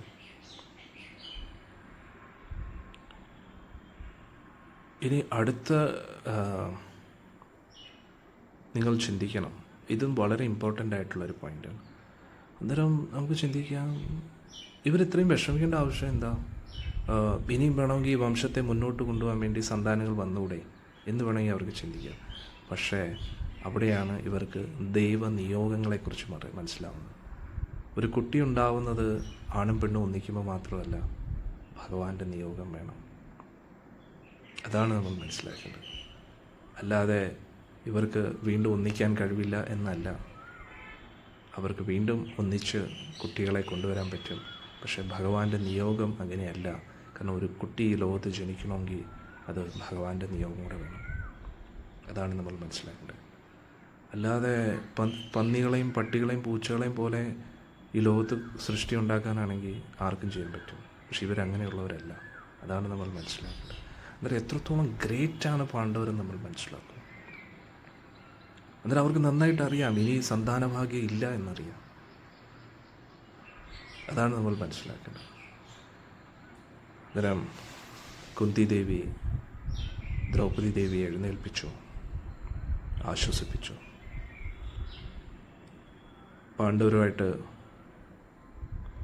പാണ്ഡവരുടെ ഭാര്യ ദ്രൗപദി ദേവിയെ ആശ്വസിപ്പിച്ചുകൊണ്ടിരുന്നപ്പോൾ അവിടെ ധൃതരാഷ്ട്രം ഗാന്ധാരിയും വീണ്ടും വന്നു. അവരൊന്ന് ചിന്തിക്കണം, ഇത്രയും നാളുകൾക്ക് ശേഷം അവർ കാണുകയാണ്. അവരെന്തെങ്കിലും പറയട്ടെ, ഉടനെ അവിടെ വീണ്ടും വന്നു എന്നുള്ളത്. മറ്റൊരു ദ്രൗപദി ദേവിയുടെ കരച്ചിൽ കേട്ടിട്ട് ഉടനെ ഗാന്ധാരി ഒരു ഭയങ്കര ആശ്വാസം, ദേവി മോളെ കരയരുത്, എല്ലാം വിധിയുടെ തീരുമാനമാണ്, എല്ലാം വിതുരനും ഭഗവാൻ കൃഷ്ണനും നമ്മളോട് പറഞ്ഞിട്ടില്ലേ, അവരെല്ലാം ശാന്തിക്ക് വേണ്ടി എത്രയോ പ്രാവശ്യം നമ്മളോട് പറഞ്ഞതാണ്. നോക്കണേ, ഇനി നോക്കണേ ഗാന്ധാരിയുടെ സ്വഭാവം നോക്കണേ. സത്യം പറഞ്ഞാൽ ഗാന്ധാരി ഞാൻ വെറുത്തുപോയി. ആ രീതിയിലാണ്. കൃഷ്ണ ഭഗവാനെക്കുറിച്ച് ചിന്തിച്ച ഉടൻ തന്നെ ഗാന്ധാരിയുടെ ഉള്ളിൽ അങ്ങോട്ട് ദേഷ്യം വർദ്ധിച്ചു. ഗാന്ധാരി ചിന്തിക്കുകയാണ്, ശാന്തി പ്രസ്താവനയ്ക്ക് വേണ്ടി കൃഷ്ണൻ വന്നു, പക്ഷെ എന്നാലും നിർബന്ധിച്ചുകൂടായിരുന്നോ? യഥാർത്ഥത്തിൽ ആഗ്രഹിക്കുന്നുണ്ടെങ്കിൽ സ്വന്തം കയ്യിൽ വലിയ ശക്തമായിട്ടുള്ള സൈന്യമുണ്ടായിരുന്നല്ലോ കൃഷ്ണ ഭഗവാന്റെ കയ്യിൽ, അവരെ എല്ലാവരെയും കൊണ്ട് നിർബന്ധിപ്പിച്ചുകൂടായിരുന്നോ?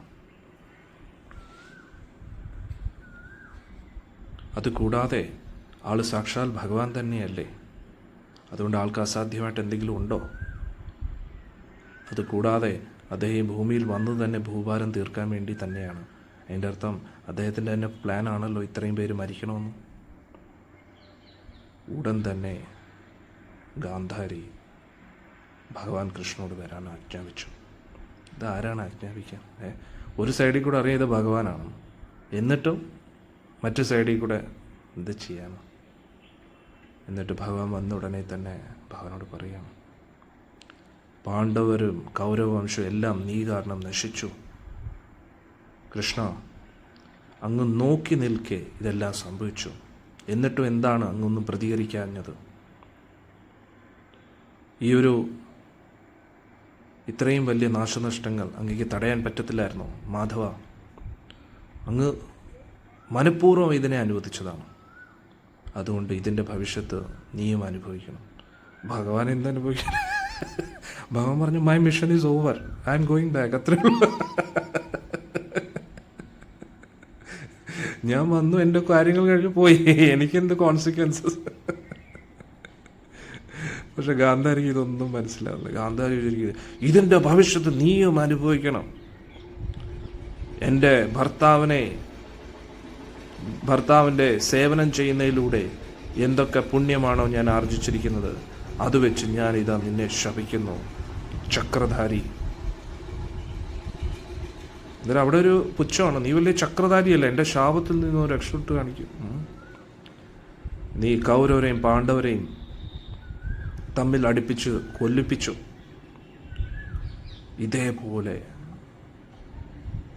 36 വർഷങ്ങൾക്ക് ശേഷം, ഇന്നേക്ക് 36 വർഷങ്ങൾക്ക് ശേഷം നീ തന്നെ നിൻ്റെ ബന്ധുക്കളെയും കുടുംബാംഗങ്ങളെ എല്ലാവരെയും കൊല്ലും, നിൻ്റെ മക്കളെയും കൊല്ലും. എന്നിട്ട് ആ യുദ്ധത്തിന് ശേഷം നീയും ഒരു ചതിവിലൂടെ ആയിരിക്കും മരിക്കുന്നത്. ഇന്ന് കൗരവ പത്നിമാർ എങ്ങനെ കരയുന്നോ അതേപോലെ നിൻ്റെ യദുകുലത്തിലെ പത്നിമാരും കരയുന്നു. അടിപൊളി. ഭഗവാൻ വിചാരിക്കും, എനിക്കിത് വേണം, ഒരു കാര്യമില്ല, നിങ്ങൾക്ക് വേണ്ടി ഇത്രയൊക്കെ ചെയ്തിട്ട് എനിക്കത് കിട്ടണം. ഭഗവാൻ അങ്ങനെയൊന്നും പറയത്തില്ല. ഭഗവാൻ എന്താ പറയുന്നറിയാം? ഭഗവാൻ ഇങ്ങനെ തലകുനിച്ചു, കൈയൊപ്പി, എന്നിട്ട് പറഞ്ഞു, ദേവി, അങ്ങ് പറഞ്ഞത് അക്ഷരാർത്ഥത്തിൽ ഉറപ്പായിട്ടും നടക്കും. ഭഗവാന്റെ ആ ഒരു ഓരോ പ്രശ്നങ്ങളെ നേരിടുന്ന രീതി ഉണ്ടല്ലോ. എന്നിട്ട് പറഞ്ഞു, പതിവ്രതയായിട്ടുള്ള നാരീരത്നമാണ് അങ്ങ് അവിടുന്ന്, അതുകൊണ്ട് ഇത് ഉറപ്പായിട്ടും നടക്കും. ഞാൻ ഇതിനെക്കുറിച്ച് കുറേ കാലമായിട്ട് ചിന്തിക്കുമായിരുന്നു ദേവി. ഭഗവാൻ പറയുക, ഈ യദുക്കൾ എന്ന് പറഞ്ഞാൽ മഹാശക്തന്മാരാണ്, അവരെ തോൽപ്പിക്കാൻ ആർക്കും കഴിയില്ല. ഈ ത്രിലോകങ്ങളിൽ ആർക്കും അവരെ ഒന്നും ചെയ്യാൻ കഴിയില്ല. ദേവന്മാർക്കോ ഗന്ധർവന്മാർക്കോ അസുരന്മാർക്കോ ആർക്കും എൻ്റെ കുടുംബത്തെ തൊടാൻ പോലും കഴിയത്തില്ല.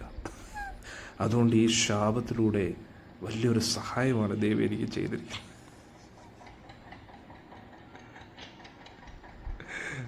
അതുകൊണ്ട് അവർ ഈ ലോകത്തിൽ നിന്ന് വിരമിക്കാൻ എന്തെങ്കിലും ഒരു കാരണം വേണം. അത് തമ്മി അടിക്കുകയല്ലാതെ വേറൊരു കാരണവുമില്ല. ഒരുപാട് നന്ദിയുണ്ട് ദേവി എന്ന്. ഹരേ കൃഷ്ണ. പക്ഷെ പാണ്ഡവർ ഗാന്ധാരിയുടെ ഈ ശാപം കേട്ടു, ഭഗവാന്റെ മറുപടിയും കേട്ടപ്പോൾ അവർ ആകെ സ്തംഭിച്ചു.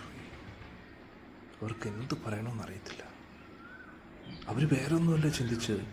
കാരണം 36 വർഷത്തിന് ശേഷം യദുക്കൾ മാത്രമല്ല പോകുന്നത്, ഭഗവാനും പോകുന്നതാണ് ശവം കൊടുത്തിരിക്കുന്നത്. ഭഗവാൻ ഈ ലോകത്തിൽ നിന്ന് 36 വർഷങ്ങൾക്ക് ശേഷം പോകുമെന്ന് പറഞ്ഞപ്പോൾ അത് 36 വർഷമാണെങ്കിൽ പോലും അത് വളരെ കുറവായിട്ടാണ് പാണ്ഡവർക്ക് തോന്നിയത്. സഹിക്കുന്നതിനപ്പുറത്തായിരുന്നു.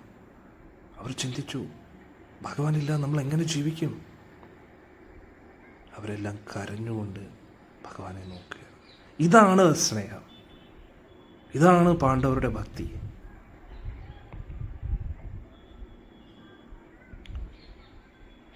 അപ്പോൾ ഭഗവാൻ വാത്സല്യത്തോടുകൂടി പാണ്ഡവരെ നോക്കി ചിരിച്ചു. എന്നിട്ട് ഭഗവാൻ എന്നിട്ടും ഗാന്ധാരിയെ ആശ്വസിപ്പിക്കുകയാണ്. ഒരു സംശയമില്ല, ഭഗവാൻ ഭഗവാൻ തന്നെ. ഭഗവാൻ അല്ലാതെ വേറെ ആർക്കും ഇങ്ങനെ കാരുണ്യം കാണിക്കാൻ കഴിയില്ല.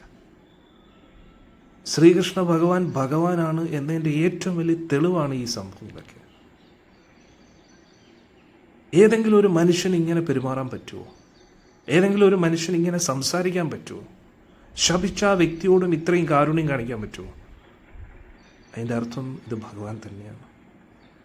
ഭഗവാൻ വിശ്വരൂപമൊന്നും കാണിക്കേണ്ട ആവശ്യമില്ല. ഭഗവാന്റെ ഈ ഗുണങ്ങളെ മാത്രം നോക്കിയാൽ മതി, നമുക്ക് മനസ്സിലാക്കാൻ പറ്റും ശ്രീകൃഷ്ണ ഭഗവാനാണ്. ശപിച്ച ആളോട് ഇത്രയും കാരുണ്യം എങ്ങനെ ഒരാൾക്ക് കാണിക്കാൻ പറ്റുന്നു? ഒരു ഋഷിക്ക് പോലും എനിക്ക് തോന്നുന്നില്ല ഇങ്ങനെ ചെയ്യാൻ പറ്റുമോ. ഭഗവാൻ പറയുകയാണ്, ഗാന്ധാരി എഴുന്നേക്കും, നിന്റെ ദുഃഖമൊക്കെ മാറ്റും. എന്നിട്ട് ഭഗവാൻ പറയുകയാണ്, അവിടുത്തെ മകൻ ദുര്യോധൻ ദേവി തടഞ്ഞിട്ടോ ദേവിയുടെ ഭർത്താവ് തടഞ്ഞിട്ടോ അവൻ്റെ ധാർഷ്ട്യത്തിനോ ക്രൂരതയ്ക്കോ ഒരു കുറവും ഉണ്ടായിട്ടില്ല. പിന്നെ എന്തിനാണ്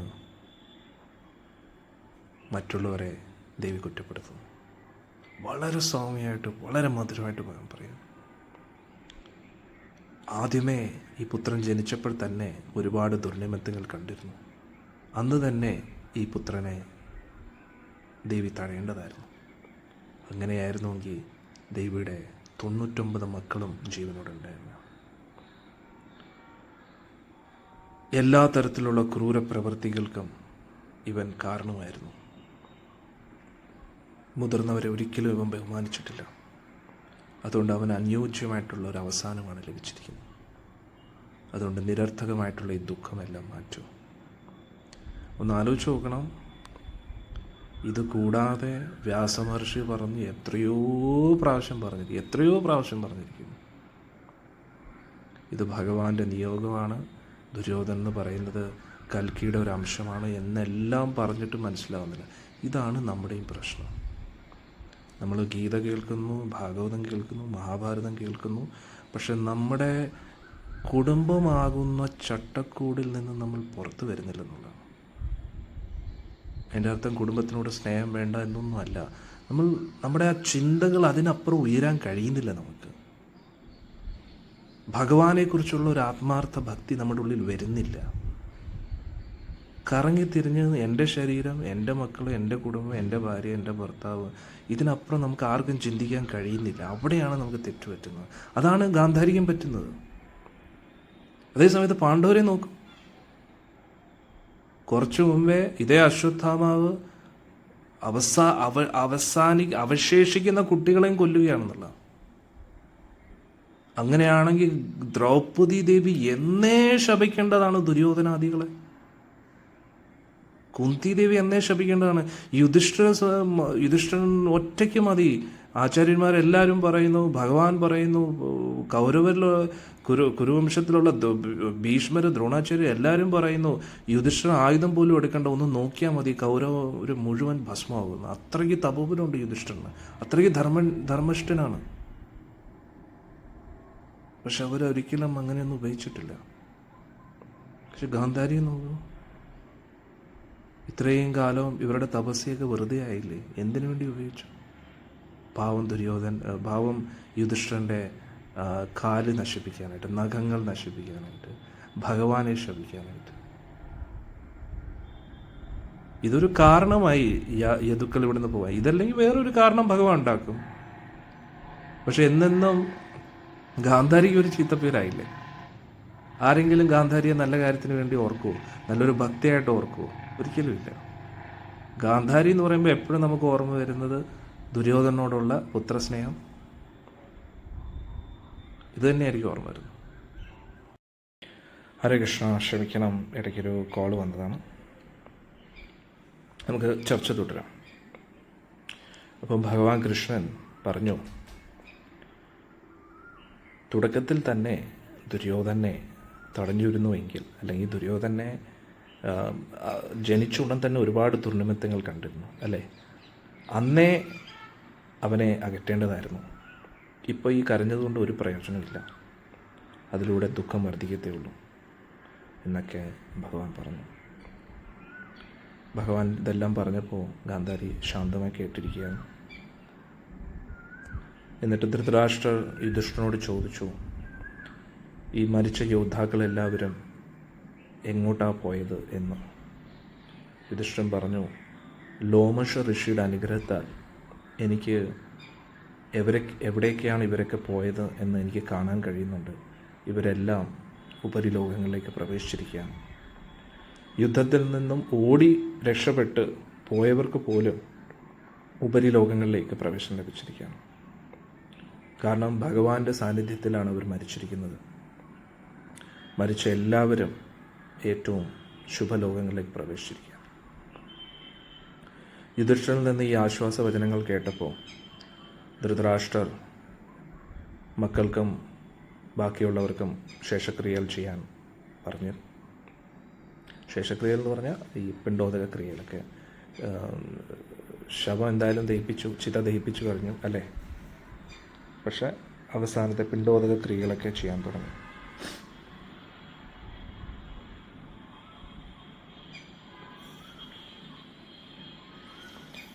ആയിരക്കണക്കിന് ബ്രാഹ്മണർ അവർ ഒത്തുകൂടി സാമവേദ മന്ത്രങ്ങളും ഋഗ്വേദ മന്ത്രങ്ങളും ഉരുവിടാൻ തുടങ്ങി.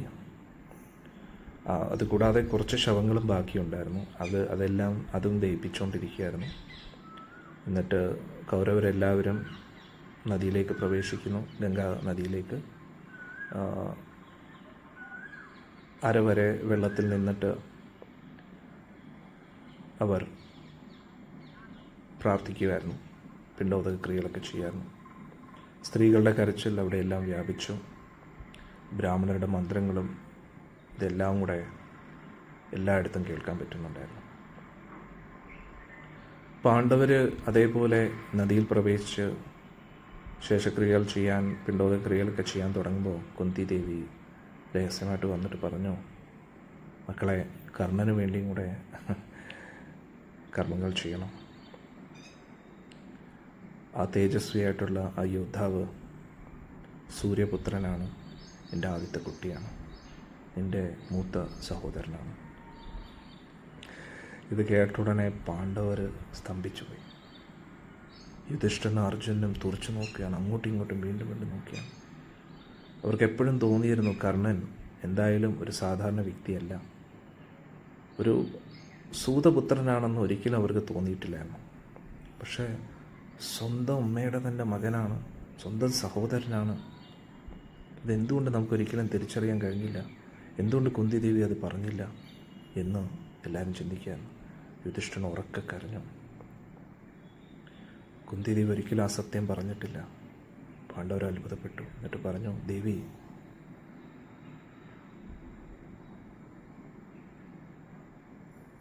ആ വീരയോദ്ധാവ് അമ്മയുടെ പുത്രനായിരുന്നു. അർജുനോട് എപ്പോഴും ശത്രുത പുലർത്തിക്കൊണ്ടിരിക്കുന്ന ആ കർണൻ അമ്മയുടെ മകനാണോ? ഇതെന്തുകൊണ്ട് ഒളിപ്പിച്ചു വെച്ചു അമ്മേ? കർണൻ എങ്ങനെയാണ് അമ്മയുടെ മകനായത്? എന്തുകൊണ്ട് നമ്മളിൽ നിന്ന് ഒളിപ്പിച്ചു? ഇത് കേട്ടതിലൂടെ അഭിമന്യു മരിച്ചപ്പോൾ ഉണ്ടായ ദുഃഖത്തെക്കാട്ടിയും വലിയ ദുഃഖമാണ് എനിക്ക് ലഭിച്ചിരിക്കുന്നത്. യുധിഷ്ഠിരൻ വീണ്ടും കരഞ്ഞു. അപ്പോൾ യുധിഷ്ഠിരൻ ചിന്തിക്കുകയാണ്, എല്ലാ യോദ്ധാക്കളെയും കൊല്ലുന്നതിനോടൊപ്പം സ്വന്തം ജ്യേഷ്ഠനെ തന്നെയാണ് കൊന്നിരിക്കുന്നത് എന്ന് യുധിഷ്ഠിരൻ മനസ്സിലാക്കണം. കർണൻ്റെ ആരായിരുന്നു എന്ന് അറിഞ്ഞിരുന്നുവെങ്കിൽ യുദ്ധം അവിടെ തന്നെ അവസാനിച്ചിരുന്നതാണ്.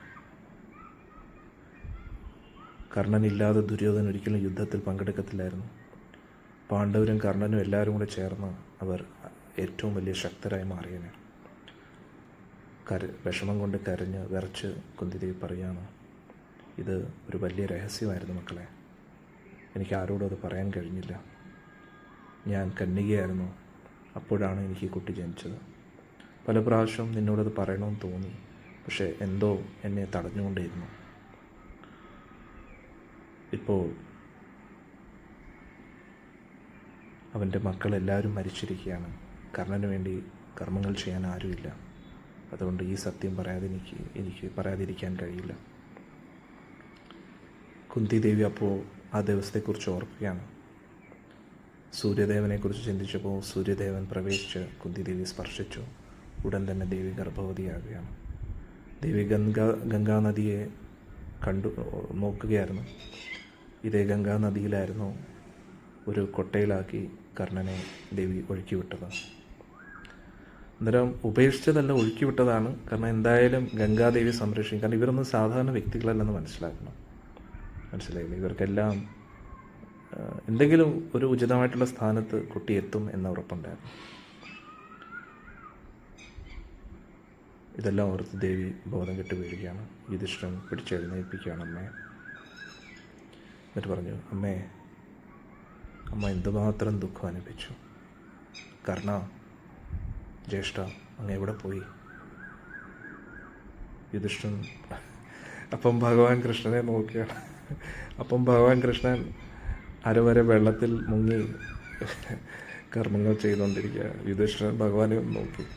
എല്ലാം അറിയാമെന്നല്ലേ, ആ ഒരു അർത്ഥത്തിൽ നോക്കിക്കൊണ്ടിരിക്കുകയാണ്. എന്നിട്ട് യുധിഷ്ഠിരൻ ചിന്തിക്കുകയാണ്,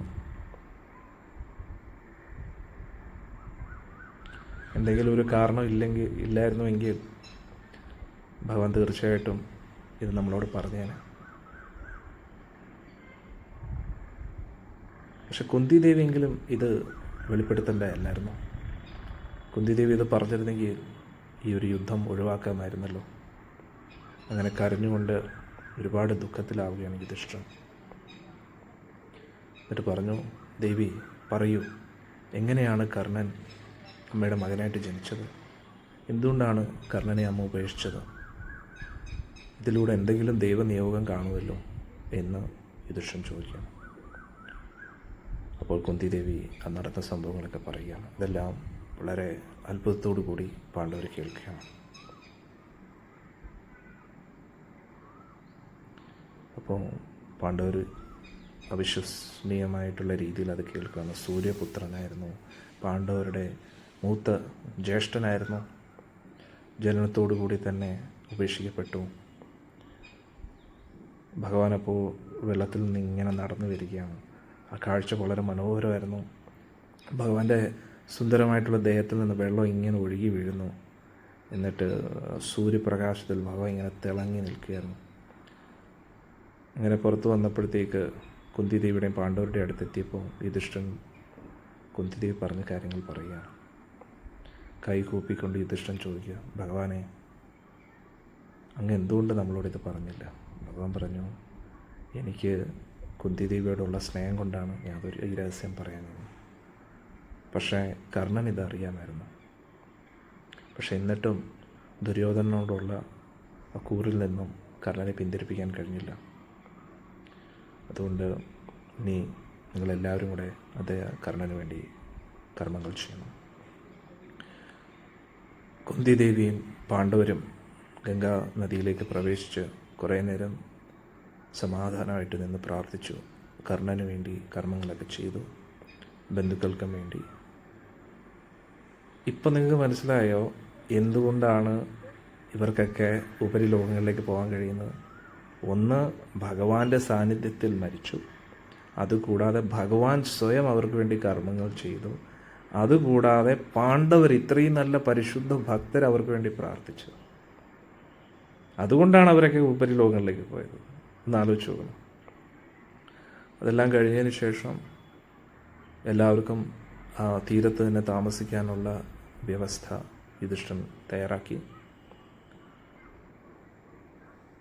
എന്നിട്ട് ശാസ്ത്രാനുസൃതമായിട്ട് എല്ലാവരോടും 30 ദിവസം അവിടെ തന്നെ തങ്ങി എല്ലാ ദിവസവും മരിച്ചവർക്ക് വേണ്ടി കർമ്മങ്ങൾ ചെയ്യാൻ യുധിഷ്ഠിരൻ പറയാം. അങ്ങനെ സന്ധ്യ ആയപ്പോൾ പാണ്ഡവരും ഭഗവാനും ഒത്തുകൂടിയിരിക്കുകയാണ്. അവിടെ പല പല ഋഷിമാരും വന്നു. നാരദ മഹർഷി വന്നു. യുധിഷ്ഠിരൻ നാരദ മഹർഷി എടുത്ത് കർണനെക്കുറിച്ച് ചോദിച്ചു. കർണനെക്കുറിച്ചുള്ള എല്ലാ കാര്യങ്ങളും അറിയാൻ ആഗ്രഹമുണ്ടെന്ന് പറഞ്ഞു. നാരദ മഹർഷി കർണനെക്കുറിച്ചുള്ള എല്ലാ കാര്യങ്ങളും പറയാണ്.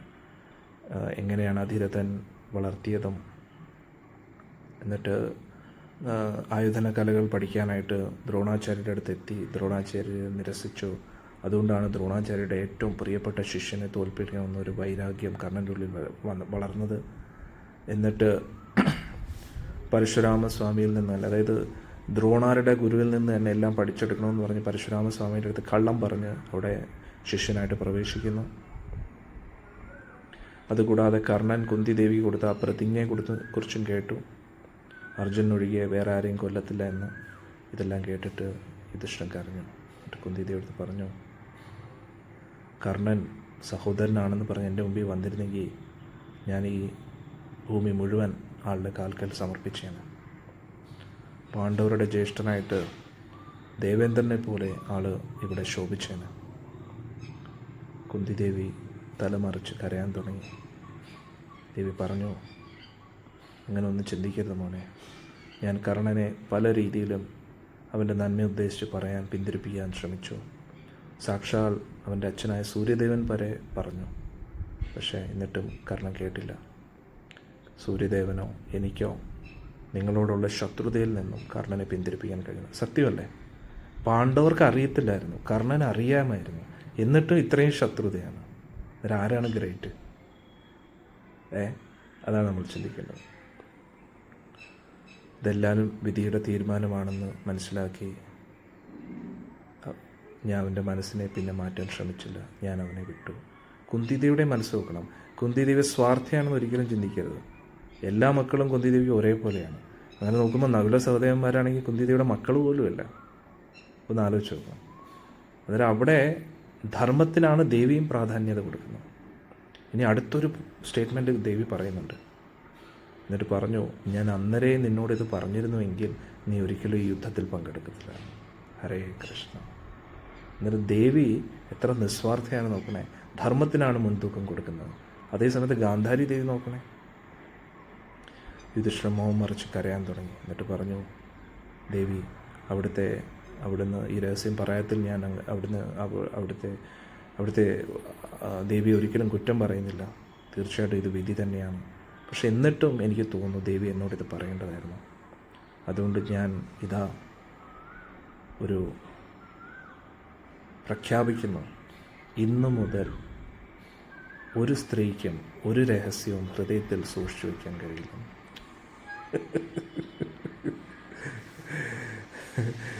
യുധിഷ്ഠിര മഹാരാജൻ്റെ വാക്കാണ്. അതിൽ പിന്നെ അമ്മമാർക്ക് ഒരു രഹസ്യവും ഉള്ളിൽ ഒളിപ്പിച്ചു വയ്ക്കാൻ പറ്റത്തില്ല. ആരോടെങ്കിലും പറഞ്ഞാൽ മതി, ആരോടും പറയരുത് കേട്ടോ, നീ മാത്രമേ അറിയാവുള്ളൂ, ഉറപ്പായിട്ടും ആരും അറിയത്തില്ല. എന്നിട്ട് വേറൊരാൾ ചെന്നിട്ട് ആരോടും പറയരുത് കേട്ടോ, നീ മാത്രമേ അറിയാവൂ. അങ്ങനെ എല്ലാവരും അറിയും. കാരണം യുധിഷ്ഠിര മഹാരാജൻ്റെ ഒരു ശാപമെന്ന് പറയാൻ കഴിയില്ല, കാരുണ്യം. യുധിഷ്ഠിര മഹാരാജൻ്റെ ഈ ഒരു അവസ്ഥ കണ്ടിട്ട് നാരദ മഹർഷി പറഞ്ഞു, യുധിഷ്ഠിര ഇങ്ങനെ വിഷമിക്കരുത്. ധർമ്മത്തിലൂടെയാണ്, അങ്ങയുടെ ശക്തി കൊണ്ടാണ് അങ്ങ് ഈ രാജ്യം നേടിയെടുത്തിരിക്കുന്നത്. ഇനി ഈ രാജ്യം മുഴുവൻ ഭരിക്കേണ്ട ഉത്തരവാദിത്തം അങ്ങേക്കാണ്. എഴുന്നേക്കൂ, സന്തോഷമായിട്ടിരിക്കും. പക്ഷെ എന്നിട്ടും യുധിഷ്ഠിരനെ ആശ്വസിപ്പിക്കാൻ കഴിയുന്നില്ലായിരുന്നു. കർണനെക്കുറിച്ച് കേട്ടതോടുകൂടി യുധിഷ്ഠിരൻ കൂടുതൽ ദുഃഖത്തിലായി. എന്നിട്ട് ചിന്തിച്ചു, തീർച്ചയായിട്ടും മരിച്ച എല്ലാ യോദ്ധാക്കളും ഉപരിലോകങ്ങളിലേക്ക് എത്തി. പക്ഷേ അവരുടെ മരിച്ച പത്നിമാരെക്കുറിച്ച്, വിധവയായിട്ടുള്ള ഭാര്യമാർ, അനാഥരായിട്ടുള്ള മക്കൾ, കോടാനുകോടി, അവരെയൊക്കെ എന്ത് ചെയ്യാനാണ്? അവരെ ആര് സംരക്ഷിക്കും? യുധിഷ്ഠിരൻ അവരെയൊക്കെ സ്വന്തം മക്കളെ പോലെ നോക്കുക. ലോകം മുഴുവൻ വിധവകളെ കൊണ്ടും അനാഥ കുട്ടികളെ കൊണ്ടും നിറഞ്ഞിരിക്കുക. എന്നിട്ട് അദ്ദേഹം പറഞ്ഞു, ഋഷി, ഭഗവാന്റെ കാരുണ്യത്താൽ ഞാൻ ഈ ഭൂമിയെ കീഴടക്കിയിരിക്കുകയാണ്. ബ്രാഹ്മണരുടെ അനുഗ്രഹത്താലും ഭീമൻ്റെയും അർജുൻ്റെയും സാഹസികത കൊണ്ടും. പക്ഷെ എന്നാലും എൻ്റെ മനസ്സിൽ ഒരുപാട് ദുഃഖത്തിലേക്ക് ഞാൻ ആണ്ടുപോവുകയാണ്. ഞാൻ എൻ്റെ സ്വന്തം ബന്ധുക്കളെ കൊന്നിരിക്കുന്നു. എനിക്ക് രാജ്യം വേണം എന്ന ഒറ്റ തീരുമാനം കൊണ്ട്. സുഭദ്രയുടെ മകൻ മരിച്ചു. ദ്രൗപദി പുത്രന്മാർ മരിച്ചു. എൻ്റെ ജയം ഇത് വലിയൊരു പരാജയമായിട്ടാണ് ഞാൻ കാണുന്നത്. ആ നാരീരത്നങ്ങളുടെ എല്ലാം ദുഃഖം എന്നെ ഒരുപാട് ദുഃഖത്തിലാക്കുന്നു. ഇപ്പോൾ എൻ്റെ രാജ്യത്തിൽ മുഴുവൻ വിധവകളെ കൊണ്ട് നിറഞ്ഞിരിക്കുകയാണ്. എങ്ങനെയാണ് ഞാൻ പിന്നെ രാജ്യം ഭരിക്കുക? ഇതിഷ്ടം ഒരുപാട് ദുഃഖത്തിലാവുകയാണ്. ക്ഷത്രിയ ധർമ്മത്തെ ഒരുപാട് കുറ്റപ്പെടുത്തുകയാണ്. ക്ഷമയും ആത്മനിയന്ത്രണമാണ് ഏറ്റവും വലുത്, ബ്രാഹ്മണരായിട്ട് ജീവിക്കുന്നതാണ് ഏറ്റവും ഉചിതം എന്നൊക്കെ യുധിഷ്ഠിരൻ പറയുകയാണ്. ഇനിയുള്ള ജീവിതകാലം മുഴുവൻ തപസ്യയിൽ ജീവിക്കാൻ യുധിഷ്ഠിരൻ തീരുമാനിക്കുകയാണ്. എന്നിട്ട് യുധിഷ്ഠിര മഹാരാജ് പറയുകയാണ്, പട്ടികളെ പോലെ ഒരു മാംസകഷ്ണത്തിന് വേണ്ടി നമ്മൾ യുദ്ധം ചെയ്യും. പട്ടികൾ എങ്ങനെയാണോ മാംസകഷ്ണത്തിന് വേണ്ടി കടികൂടുന്നത്, അതേപോലെയാണ് ഒരു ഭൂമിയുടെ ഒരു കഷ്ണത്തിന് വേണ്ടി ഞാനും എൻ്റെ ബന്ധുക്കളായിട്ട് യുദ്ധം ചെയ്തത്. ഇതുകൊണ്ടൊന്നും ഒരു പ്രയോജനമില്ല. ക്രൂരനായിട്ടുള്ള ദുര്യോധനോ ധൃതരാഷ്ട്രപുത്രന്മാരും ആരും ഇതൊന്നും മനസ്സിലാക്കിയില്ല. അതുകൊണ്ട് ഇനി ഞാൻ തപസ് ചെയ്യാൻ പോവുകയാണ് എന്നൊക്കെ പറഞ്ഞ് യുധിഷ്ഠിരൻ. ഇനി ഭീമൻ രാജാവാവട്ടെ, അല്ലെങ്കിൽ അർജുനൻ നീ ആവട്ടെ, സാക്ഷാൽ കൃഷ്ണൻ നിൻ്റെ കൂട്ടുകാരനായിട്ടുണ്ട്, നീ രാജ്യം ഭരിക്കാം. എനിക്കെന്തായാലും രാജ്യം ഭരിക്കാൻ താല്പര്യമില്ലെന്ന് യുധിഷ്ഠിരൻ ശാന്തനായി. അർജുൻ കൃഷ്ണനെ നോക്കി, എന്നിട്ട് യുധിഷ്ഠിരനെ നോക്കി.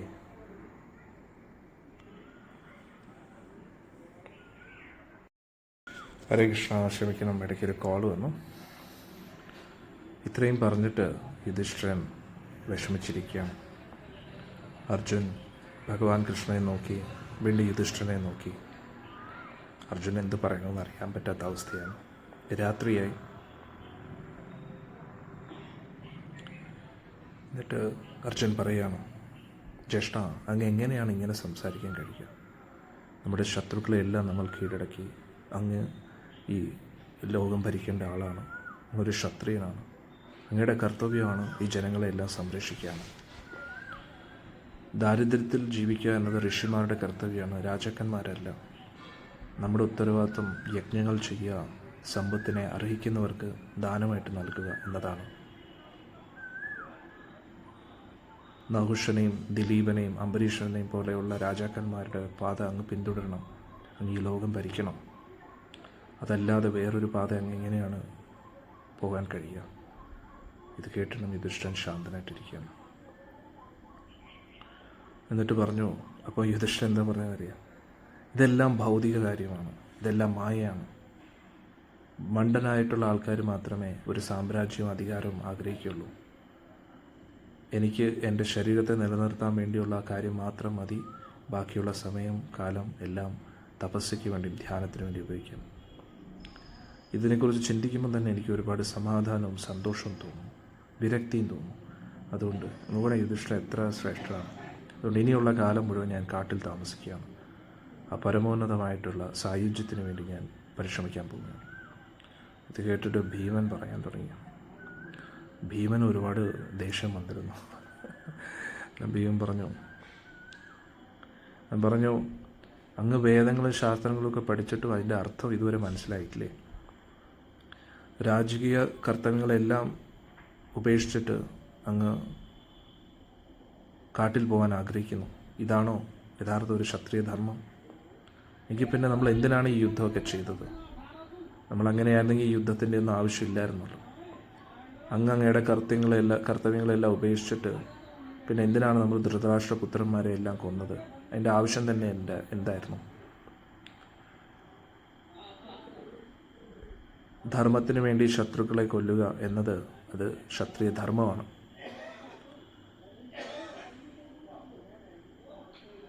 ക്ഷത്രിയർക്കും ക്ഷമയും ആത്മനിയന്ത്രണവും എല്ലാം ഉണ്ട്. പക്ഷേ അവർ അത് ധർമ്മത്തെ പാലിക്കുന്നതിലൂടെയാണ് അത് നിറവേറ്റുന്നത്. അവരുടെ കർത്തവ്യങ്ങളെ പാലിക്കുന്നതിലൂടെയാണ്.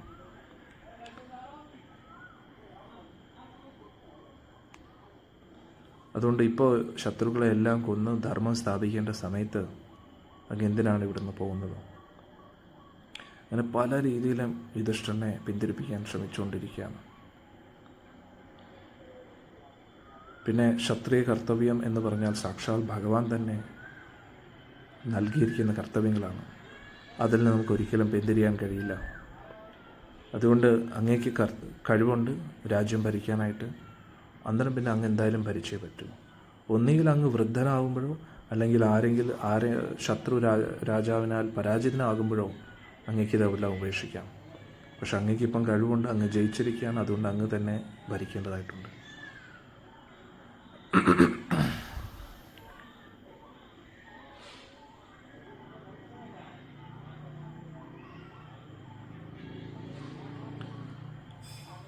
അന്നേരം യഥാർത്ഥ വിരക്തി എന്ന് പറഞ്ഞാൽ സ്വന്തം കർത്തവ്യത്തെ ഭഗവാന്റെ സേവനത്തിന് വേണ്ടി നിറവേറ്റുന്നതിലൂടെയാണ് എന്നൊക്കെ പറഞ്ഞ് ഭീമൻ പറയും.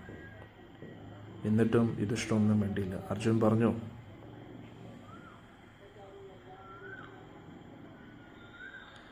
അർജുൻ ഒരു ചരിതം അവിടെ പറയുകയാണ്. അതായത് കർത്തവ്യങ്ങളെല്ലാം ഉപേക്ഷിച്ചിട്ട് ബ്രാഹ്മണർ കാട്ടിൽ പോയി വസിച്ചു. അപ്പോൾ അവിടെ സാക്ഷാൽ ദേവേന്ദ്രൻ ഒരു വേഷം മാറി അവിടെ വന്ന് അവരോട് പറയുകയാണ്, നിങ്ങൾ നിങ്ങളുടെ ബ്രാഹ്മണ്യ കർമ്മങ്ങളെ ഉപേക്ഷിച്ചിട്ട് കാട്ടിൽ വന്ന് താമസിച്ചിട്ട് എന്താ പ്രയോജനം എന്ന് പറയുകയാണ്.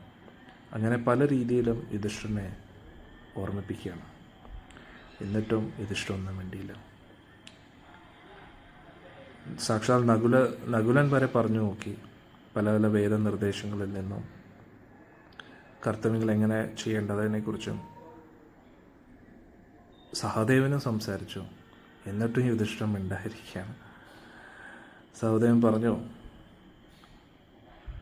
ചുമ്മാ നമ്മൾ ഉപേക്ഷിച്ച് പോയതുകൊണ്ട് മാത്രം കാര്യമില്ല. അങ്ങ് ഉള്ളിൻ്റെ ഉള്ളിൽ നിന്ന് ക്ഷത്രിയനാണ്, ഞാൻ എൻ്റേത് എന്നുള്ള അവകാശബോധത്തെയാണ് അങ്ങ് ഉപേക്ഷിക്കേണ്ടത് എന്നൊക്കെ സഹദേവനും ഉപദേശിക്കാം. ഇത്രയൊക്കെ പറഞ്ഞിട്ട് യുധിഷ്ഠിരൻ മിണ്ടാതിരിക്കുകയാണ്. ഇവർ പറയുന്ന എല്ലാം സത്യമാണെന്ന് യുധിഷ്ഠിരൻ അറിയാം. അതുകൊണ്ട് സത്യത്തെ തടുക്കാനും യുധിഷ്ഠിരന് പറ്റത്തില്ല. പക്ഷെ എന്നിട്ടും ഭരിക്കാൻ താല്പര്യമില്ല. തറയിൽ നോക്കി വിഷമിച്ചിരിക്കുകയാണ്. അപ്പോഴേക്ക് ഭീഷ്മരെക്കുറിച്ച് ആലോചിക്കുകയാണ്. ഇപ്പോഴും ശരശയിൽ കിടക്കുകയാണ്. ദ്രോണരെക്കുറിച്ച് ചിന്തിച്ചു, കർണനെക്കുറിച്ച് ചിന്തിച്ചു, അഭിമന്യുവിനെക്കുറിച്ച് ചിന്തിച്ചു, ദ്രൗപദി പുത്രന്മാരെക്കുറിച്ച് ചിന്തിച്ചു, അവരുടെ ഭാര്യമാരെക്കുറിച്ചും അവരുടെ ഭർത്താക്കന്മാരെക്കുറിച്ചും ഓർത്ത് വിലപിക്കുകയാണ്. അന്നേരം യുധിഷ്ഠിരൻ ചിന്തിക്കുകയാണ്, ഈ രാജ്യത്തിനോടുള്ള ആഗ്രഹം ഉപേക്ഷിച്ചിരുന്നുവെങ്കിൽ ഇവരാരും മരിക്കത്തില്ലായിരുന്നു. എന്തായാലും ദുര്യോധൻ എത്രയൊക്കെ കുറ്റങ്ങൾ ഉണ്ടായിരുന്നുവെങ്കിലും അത് നല്ലൊരു ഭരണാധികാരി തന്നെയായിരുന്നു. അതുകൊണ്ട് ഈ രാജ്യം കിട്ടാൻ ഇത്രയും പേരെ കൊല്ലേണ്ട ആവശ്യമുണ്ടായിരുന്നു. ഇതെല്ലാം കണ്ടിട്ട് ദ്രൗപദി ദേവി പറയുകയാണ്, അങ്ങയുടെ സഹോദരന്മാരെല്ലാം അങ്ങയുടെ നന്മയ്ക്ക് വേണ്ടി ഇത്രയൊക്കെ പറഞ്ഞിട്ടും അങ്ങ് എന്താ മിണ്ടായിരിക്കുന്നു? നമ്മൾ കാട്ടിലായിരുന്ന സമയത്ത് ചൂടും തണുപ്പും എല്ലാം സഹിച്ച് എത്ര ദുഃഖങ്ങൾ നമ്മൾ അനുഭവിച്ചു. അന്ന് നമ്മളെല്ലാവരും പറഞ്ഞ ദുര്യോധനെ നമ്മൾ കൊല്ലണം, രാജ്യം പിടിച്ചെടുക്കണമെന്നല്ലായിരുന്നു. ഇപ്പോൾ ആ സമയം കിട്ടുമ്പോൾ പിന്നെ എന്താണ് അങ്ങ് പിന്തിരിയുന്നത്? അങ്ങയുടെ സഹോദരങ്ങളെല്ലാം ദേവന്മാരെ പോലെയാണ്, എല്ലാവരും ഭരിക്കാൻ യോഗ്യരാണ്. അങ്ങയിൽ ഒരാളെ മാത്രം ഞാൻ വിവാഹം കഴിച്ചിരുന്നെങ്കിൽ എനിക്ക് ഇത്രയും ദുഃഖം അനുഭവിക്കേണ്ടി വരത്തില്ല. എന്നിട്ട് ദേവി പറഞ്ഞ്, അങ്ങക്ക് എന്തോ ബുദ്ധിക്ക് സ്ഥിരതയില്ല എന്നുള്ള രീതിയിൽ ദേവി പറയാം. അല്ലെങ്കിൽ പിന്നെ ഇങ്ങനെ എല്ലാം ഉപേക്ഷിച്ചിട്ട് പോകാൻ എങ്ങനെയാണ് തയ്യാറാവുന്നത്? ഇങ്ങനെയുള്ള മണ്ടത്തരമൊന്നും കാണിക്കരുത്. എന്നിട്ട് എത്രയും പെട്ടെന്ന് അങ്ങ് ധർമ്മത്തിൽ ഈ ലോകം ഭരിക്കാൻ ശ്രമിക്കൂ, ദേവന്മാരെ ആരാധിക്കുക, യജ്ഞങ്ങൾ ചെയ്യൂ. എന്നിട്ട് യുധിഷ്ഠിരൻ്റെ ഒരു കൊലക്കില്ല. രാത്രിയായി പല പല പ്രാണികളുടെ ശബ്ദവും അവിടെ എല്ലാം കേൾക്കാൻ പറ്റുമായിരുന്നു. പാണ്ഡവരൊന്നും മിണ്ടാതിരിക്കുകയാണ്. ബ്രാഹ്മണരെല്ലാം മന്ത്രങ്ങൾ ഉരുവിട്ടുകൊണ്ടിരിക്കുകയായിരുന്നു.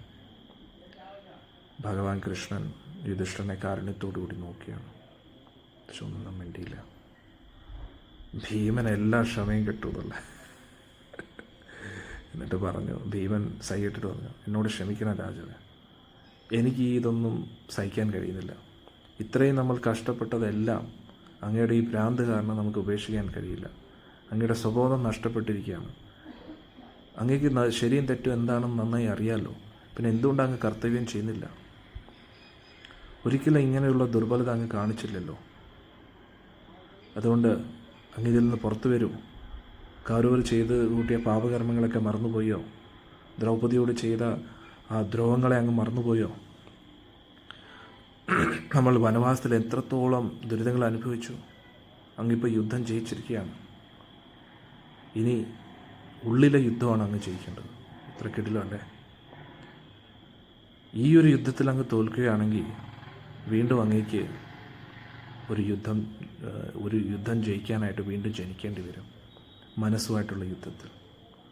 എന്നിട്ടും യുധിഷ്ഠിരൻ കുറച്ചും കൂടെ ഒന്ന് കുലുങ്ങി. കാരണം മനസ്സിനെ നിയന്ത്രിക്കാൻ പറ്റുന്നില്ല എന്ന് പറഞ്ഞപ്പോൾ യുധിഷ്ഠിരന് കുറച്ച് വിഷമമായി.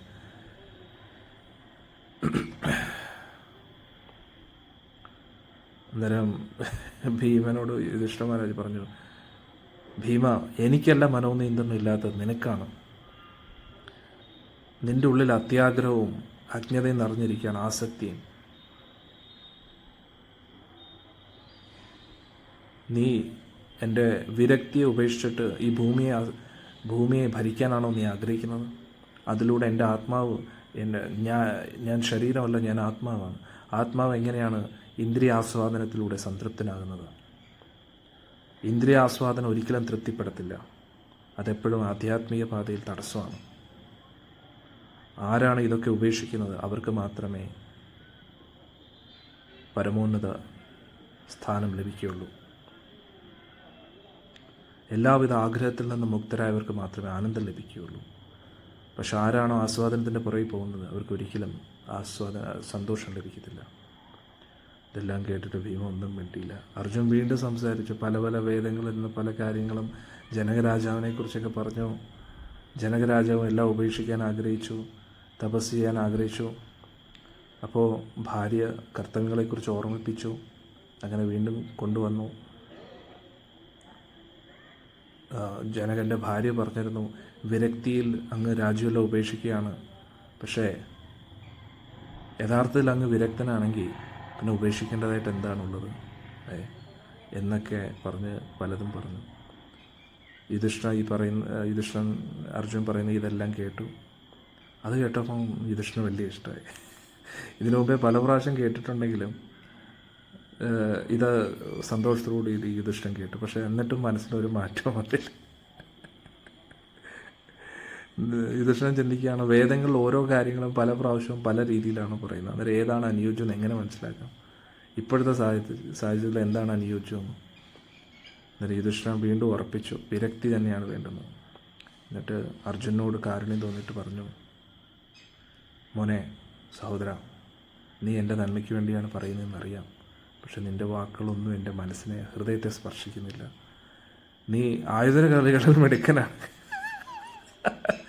പക്ഷേ ആത്മീയ കാര്യത്തിൽ നീ ഇപ്പോഴും പുറകിലാണ്. ആത്മസാക്ഷാത്കാരം ലഭിച്ച ഒരു വ്യക്തിയുടെ സേവനം ചെയ്യാതെ നിനക്കിതൊന്നും മനസ്സിലാക്കാൻ കഴിയില്ല. ഭീമനെ പോലെ സമ്പത്തും അധികാരവുമാണ് തപസ്യയെക്കാട്ടിയും ശ്രേഷ്ഠമെന്ന് നീ കാണുന്നു. ഈ ലൗകിക കാര്യങ്ങൾക്ക് അതിൻ്റേതായിട്ടുള്ള ആവശ്യകതകളുണ്ട്, പക്ഷെ അതിലൂടെ ഒരിക്കലും ഉപരി ലക്ഷ്യങ്ങളിലേക്ക് എത്താൻ കഴിയില്ല. ആത്മീയ കാര്യത്തിലാണ് നമ്മൾ ഏറ്റവും കൂടുതൽ ഫോക്കസ് ചെയ്യേണ്ടത്. പരമാത്മാവിൻ്റെ സംതൃപ്തിയാണ്. ഇത് ഭൗതികതയിൽ നിന്നും പൂർണ്ണമായിട്ടും മാറി നിൽക്കുന്ന കാര്യങ്ങളാണ്. അതുകൊണ്ട് ഭൗതികമായിട്ടുള്ള എല്ലാത്തിനെയും ഉപേക്ഷിക്കേണ്ടതാണ്. യുധിഷ്ഠിരൻ്റെ ഈ തർക്കങ്ങളൊക്കെ കേട്ടിട്ട് ഋഷിമാരെല്ലാം ചിരിച്ചു. എന്നിട്ട് സത്യമാണെന്ന് എല്ലാവരും പറഞ്ഞു. അവരെല്ലാം ഭഗവാനെ ഒന്ന് നോക്കി. ഭഗവാൻ ഇതെല്ലാം കേട്ട് ആസ്വദിച്ചിരിക്കുകയാണ്. കാരണം ഭഗവാൻ ഇതെല്ലാം ഇഷ്ടപ്പെടുന്നു. കാരണം ഭഗവാന്റെ അടുത്തേക്ക് എത്താനുള്ള വഴികളാണല്ലോ ഇതൊക്കെ. പക്ഷെ എന്നിട്ടും ഒന്നും മിണ്ടിയില്ല. അപ്പോഴേക്കും ഒരു ഋഷി, ദേവസ്ഥൻ എന്ന് പറയുന്ന ഋഷി യുധിഷ്ഠിരനോട് പറഞ്ഞു, തപസ്സി ജീവിതത്തെക്കുറിച്ചൊക്കെ പറഞ്ഞു തപസ്സിയായിട്ട് ജീവിച്ചാലും പ്രവർത്തിക്കാതെ ഇരിക്കാൻ കഴിയില്ല. തപസ്വിയും കാട്ടിൽ യജ്ഞങ്ങൾ ചെയ്യാൻ വേണ്ടി കഠിന അധ്വാനം ചെയ്യേണ്ടി വരും, ഈശ്വര ആരാധന ചെയ്യേണ്ടി വരും. ഇനി അതിലൂടെ ലക്ഷ്യത്തിലേക്ക് എത്താൻ പറ്റുമെന്ന് ഉറപ്പല്ല. അതേസമയത്ത് ഒരു പുണ്യ ആത്മാവായ രാജാവ് യജ്ഞങ്ങളൊക്കെ ചെയ്ത് കർത്തവ്യങ്ങളൊക്കെ നിറവേറ്റി ജീവിക്കുകയാണെങ്കിൽ ഒരു ബ്രാഹ്മണനെക്കാട്ടിയും താഴ്ന്നു നിൽക്കുന്നുമില്ല. ആൾക്ക് പരമോന്നത ലക്ഷ്യത്തിലേക്ക് എത്താൻ കഴിയില്ല എന്നുമല്ല. യുധിഷ്ഠിരനൊന്നും മിണ്ടിയില്ല. വ്യാസമഹർഷിയും കുറേ നേരം സംസാരിച്ചു ക്ഷത്രിയ ധർമ്മത്തെക്കുറിച്ചും എല്ലാം. എന്നിട്ട് കർത്തവ്യത്തിൽ നിന്നും വ്യതിചലിക്കുന്ന രാജാക്കന്മാരെ എല്ലാം കുറേ കുറ്റപ്പെടുത്തി. ഇനി രാജ്യത്തെ സംരക്ഷിക്കാതെ പോവുകയാണെങ്കിൽ പ്രജകളെല്ലാം ദുരിതത്തിലായി കഴിഞ്ഞാൽ അതിൻ്റെ പാപമെല്ലാം രാജാവിന് കിട്ടും. അതുകൂടാതെ ആ രാജ്യത്തിൽ നടക്കുന്ന എല്ലാ കുറ്റകൃത്യത്തിനും അതിൻ്റെ കാരണക്കാരനും ആ രാജാവും. അതുകൊണ്ട് രാജ്യം ഭരിക്കുക, രാജ്യത്തെ സംരക്ഷിക്കുക എന്നത് രാജാവിൻ്റെ കർത്തവ്യമാണ്. അല്ലാതെ വിരക്തിയുടെ പേരിൽ ജീവിതം ഉപേക്ഷിക്കുന്നില്ല. വ്യാസമഹർഷിയോ മറ്റു ഋഷിമാരെയോ അവർക്കെതിരെ പറയാൻ യുധിഷ്ഠിരൻ ഒട്ടും ആഗ്രഹിച്ചില്ല. പക്ഷെ എന്നാലും രാജ്യം ഭരിക്കാൻ യുധിഷ്ഠിരന് മനസ്സ് വരുന്നില്ല. കൈകൂപ്പി പറഞ്ഞു വ്യാസമഹർഷിയടുത്ത്, ഈ അധികാരം, ഈ ഭരണം, ഇതൊന്നും എനിക്ക് ഒരു സന്തോഷം നൽകുന്നില്ല. എനിക്കിപ്പോഴും ദുഃഖം വരികയാണ്. മരിച്ചവരുടെ ഭാര്യമാരുടെ കരച്ചിൽ എനിക്കിപ്പോഴും ഒരു സമാധാനം നൽകുന്നില്ല. വ്യാസമഹർഷി ചിരിച്ചിട്ട് പറഞ്ഞു, സുഖത്തെക്കുറിച്ചോ ദുഃഖത്തെക്കുറിച്ചോ നീ ചിന്തിക്കാതെ.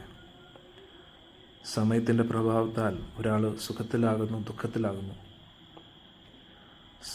ആസ്വദിക്കുമ്പോൾ ദുഃഖം വരും, ദുഃഖം കഴിഞ്ഞാൽ ആസ്വാദനം വരും. അതുകൊണ്ട് ഈ ലോകത്ത് രണ്ട് തരത്തിലെ ആൾക്കാരെ എപ്പോഴും സുഖത്തിലിരിക്കും. വളരെ ഇമ്പോർട്ടൻ്റ്. വ്യാസമഹർഷി പറയുക, രണ്ട് തരത്തിലുള്ള ആൾക്കാർ ഈ ലോകത്തിൽ എപ്പോഴും സുഖത്തിൽ കഴിയും. ഒന്ന് പൂർണ്ണമായിട്ടും മണ്ടന്മാർ, അതായത് മരമണ്ടന്മാർ എപ്പോഴും സുഖിച്ചു കഴിയുന്നു. ഇനി വേറെ ആരാണോ അവരുടെ മനസ്സിനെയും ഇന്ദ്രിയങ്ങളെയും നിയന്ത്രിച്ചത്, അവരും എപ്പോഴും സുഖത്തിലായിരിക്കും. ഇതല്ലാത്ത എല്ലാവർക്കും ദുരിതം അനുഭവിക്കണം. അതായത് ഒന്നുകിൽ മരമണ്ടന്മാരായിരിക്കണം, അല്ലെങ്കിൽ പിന്നെ മനസ്സിനെയും ഇന്ദ്രിയങ്ങളെയും നിയന്ത്രിച്ച് ജയിച്ചവരായിരിക്കണം. ഇവർക്ക് രണ്ടുപേർക്കും മാത്രമേ ഈ ലോകത്തിൽ സുഖിച്ച് കഴിയാൻ പറ്റൂ. അല്ലാതെ എല്ലാവർക്കും ദുഃഖമായിരിക്കും. അതുകൊണ്ട് ആസക്തിയെയും ദ്വേഷത്തെയും നീ ഉപേക്ഷിച്ച് കർത്തവ്യം എന്നുള്ള രീതിയിൽ എല്ലാ കാര്യങ്ങളും ചെയ്യുക. ഭഗവാനോടുള്ള കർത്തവ്യം എന്നുള്ളത്. എൻ്റെ കർത്തവ്യം എന്ന് പറഞ്ഞു കഴിഞ്ഞാൽ ഭൂമി ഭരിക്കുക എന്നതാണ്. ആ കർത്തവ്യം ചെയ്യുന്നതിലൂടെ നീ കീർത്തിമാനാകും. അതുകൊണ്ട് അടുത്ത ജന്മവും നിനക്ക് ശ്രേഷ്ഠമാണ്. ഇത് കേട്ടതോടുകൂടി യുധിഷ്ഠിരൻ ആകെ കൺഫ്യൂസ്ഡായി. പക്ഷെ ഇപ്പോഴും സംശയങ്ങൾ ഉള്ളിലുണ്ടായിരുന്നു. ഇത്രയും നാശനഷ്ടങ്ങൾ ഉണ്ടാക്കിയിട്ട് എങ്ങനെയാണ് ഭരിക്കുക? കണ്ണിയിൽ നിന്ന് കണ്ണീരൊഴുകിക്കൊണ്ടേയിരിക്കുകയാണ്. വ്യാസമഹർഷിയെ നോക്കിയിട്ട് പറഞ്ഞു, ഞാൻ ഏറ്റവും വലിയ പാപിയാണ്. എൻ്റെ ഹൃദയം നോക്കി എത്രത്തോളം അജ്ഞതയുണ്ട്. ഈ ശരീരം മറ്റുള്ളവരുടെ സേവനം ചെയ്യാൻ വേണ്ടിയുള്ളതാണ്. എത്രയോ പേരെ കൊന്നിരിക്കും. നോക്കണേ, യുധിഷ്ഠിരൻ എത്ര ശ്രേഷ്ഠനായിട്ടുള്ളൊരു വ്യക്തിയാണ്. ഞാൻ നേരിട്ടോ അല്ലാതെയോ എത്രയോ കുട്ടികളെ കൊന്നിരിക്കുന്നു. ബ്രാഹ്മണരെയും എൻ്റെ ഹിതചിന്തകരെയും സുഹൃത്തുക്കളെയും അച്ഛൻ്റെ സ്ഥാനത്തുള്ളവരെയും മുതിർന്നവരെയും സഹോദരങ്ങളെയും. ഇനി കോടാനുകോടി വർഷങ്ങൾ ഞാൻ ജീവിച്ചിരുന്നാലും ഈ പാപത്തിൽ നിന്നും എനിക്ക് രക്ഷപ്പെടാൻ കഴിയില്ല. എന്തായാലും പ്രജകളെ സംരക്ഷിക്കാനോ ധർമ്മത്തിന് വേണ്ടി യുദ്ധം ചെയ്യുന്നവർക്കോ ഒരിക്കലും പാപം ലഭിക്കത്തില്ല. എന്നാലും എൻ്റെ അവസ്ഥയിൽ ഇത് ബാധകമല്ല എന്ന് എനിക്ക് തോന്നുന്നു.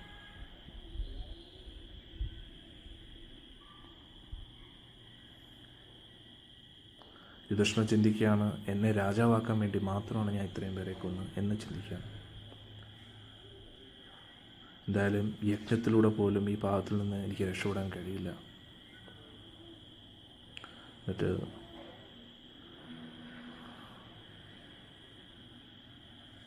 മണ്ണുകൊണ്ട് ചെളി പുരണ്ട വെള്ളത്തെ ശുദ്ധമാക്കാൻ കഴിയില്ലല്ലോ. അതേപോലെ യജ്ഞത്തിലൂടെ എനിക്ക് ഒരിക്കലും ഈ പാപത്തിൽ നിന്ന് രക്ഷപ്പെടാൻ കഴിയില്ല. ഇങ്ങനെ ദുഃഖത്തിലാണ്ടിരിക്കുന്ന യുധിഷ്ഠിരനെ കണ്ടിട്ട് ഭഗവാൻ കുറച്ചും കൂടെ അടുത്ത് വന്നു. എന്നിട്ട് യുധിഷ്ഠിരൻ്റെ കൈ പിടിച്ചിട്ട് ചിരിച്ചിട്ട് പറഞ്ഞു, യുധിഷ്ഠിര,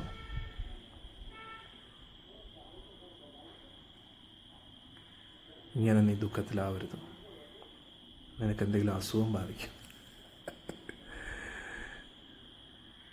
മരിച്ചവരെ കരഞ്ഞുകൊണ്ട് നമുക്ക് തിരിച്ചു കൊണ്ടുവരാൻ കഴിയില്ല.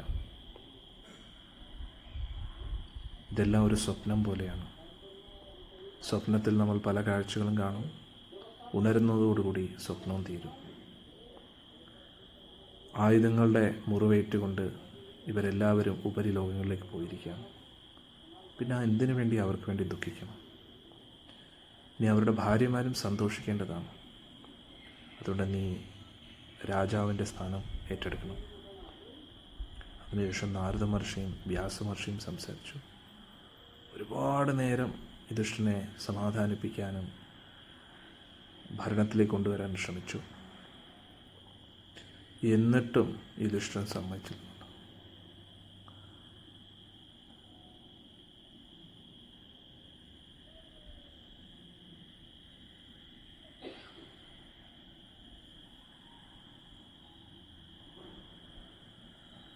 അന്നേരം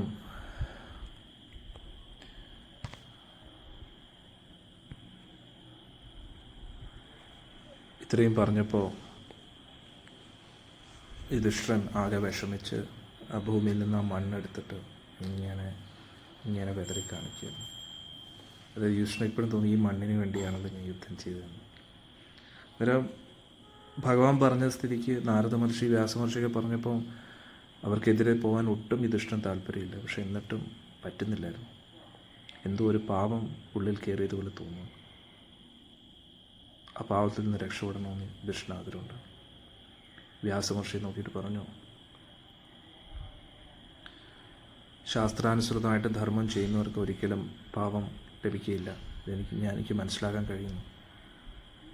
പക്ഷേ ഞാൻ ചെയ്ത പ്രവൃത്തികൾ തന്നെയാണ് എന്നെ ഒരുപാട് ദുഃഖത്തിലാക്കുന്നത്.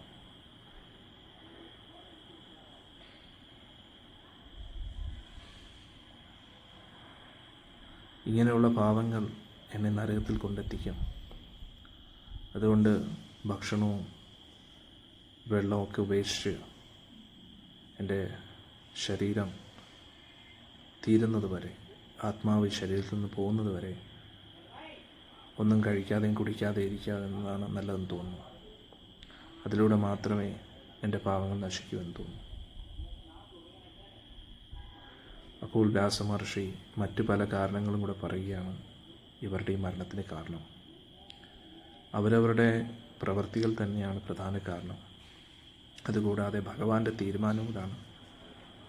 അതുകൊണ്ട് പാണ്ഡവർ വെറും നിമിത്തമായതേ ഉള്ളൂ എന്ന് പറയണം. പിന്നെ നിന്നെപ്പോലുള്ള ശ്രേഷ്ഠമായിട്ടുള്ള വ്യക്തികൾ ഒരിക്കലും നരകത്തിൽ പോവില്ല. നീ എപ്പോഴും ഈശ്വരൻ്റെ വചനങ്ങൾ പാലിച്ചിട്ടല്ലേ ഉള്ളൂ. അതുകൊണ്ട് ഉപരിലോകങ്ങൾക്ക് തന്നെയായിരിക്കും എത്തുന്നത്. ചിലപ്പോൾ ധർമ്മം പാപമാണെന്ന് തോന്നും, അതേസമയത്ത് പാപം ധർമ്മമാണെന്ന് തോന്നും. ബുദ്ധിയുള്ള വ്യക്തികൾക്ക് മാത്രമേ ഇതിൽ തമ്മിലുള്ള വ്യത്യാസം മനസ്സിലാക്കാൻ കഴിയൂ. ധർമ്മം പാപമായിട്ട് തോന്നും, എന്നിട്ട് പാപം ധർമ്മമായിട്ടും തോന്നും. പക്ഷേ അത് വേർതിരിച്ച് മനസ്സിലാക്കാനുള്ള ബുദ്ധി നമുക്കുണ്ടായിരിക്കണം. അതുകൊണ്ട് മോനെ, നീ വിഷമിക്കേണ്ട. യുദ്ധത്തിൽ എന്തെങ്കിലും അങ്ങോട്ടും ഇങ്ങോട്ടും ഉണ്ടായാലും നിനക്കത് ഭയപ്പെടേണ്ട. ആർക്കാണോ കുറ്റം ചെയ്തിട്ടും പശ്ചാത്താപം ഇല്ലാത്തത് അവരായിരിക്കും നരകത്തിൽ പോകുന്നത്. നിൻ്റെ ഒരു ഭാവം അങ്ങനെയല്ലായിരുന്നല്ലോ. നിനക്ക് യുദ്ധം ചെയ്യാൻ തന്നെ താല്പര്യമില്ലായിരുന്നു. അതുകൂടാതെ നീ ഇപ്പം പശ്ചാത്തപിക്കുന്നുമുണ്ട്. അതിലൂടെ നീ ശുദ്ധീകരിക്കപ്പെടും. എന്നാലും നിനക്ക് പ്രായശ്ചിത്ത കർമ്മങ്ങളൊക്കെ ചെയ്യാം. പക്ഷെ എന്നിട്ടും നീ പാപിയാണെന്ന് നീ ചിന്തിക്കുന്നത് അത് നിൻ്റെ തെറ്റിദ്ധാരണയാണ്. രാജാവിൻ്റേതായിട്ടുള്ള പ്രായശ്ചിത്ത കർമ്മങ്ങൾ നീ ചെയ്യാം.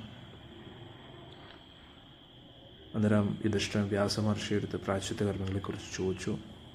യുധിഷ്ഠിരൻ പറഞ്ഞു, അങ്ങയുടെ നിർദ്ദേശങ്ങളിലൂടെ അങ്ങനെ സന്തോഷിപ്പിച്ചിരിക്കുകയാണ്.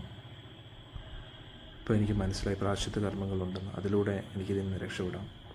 പക്ഷെ എന്നാലും രാജാവാകുന്നതിനെക്കുറിച്ച് എനിക്ക് സംശയം.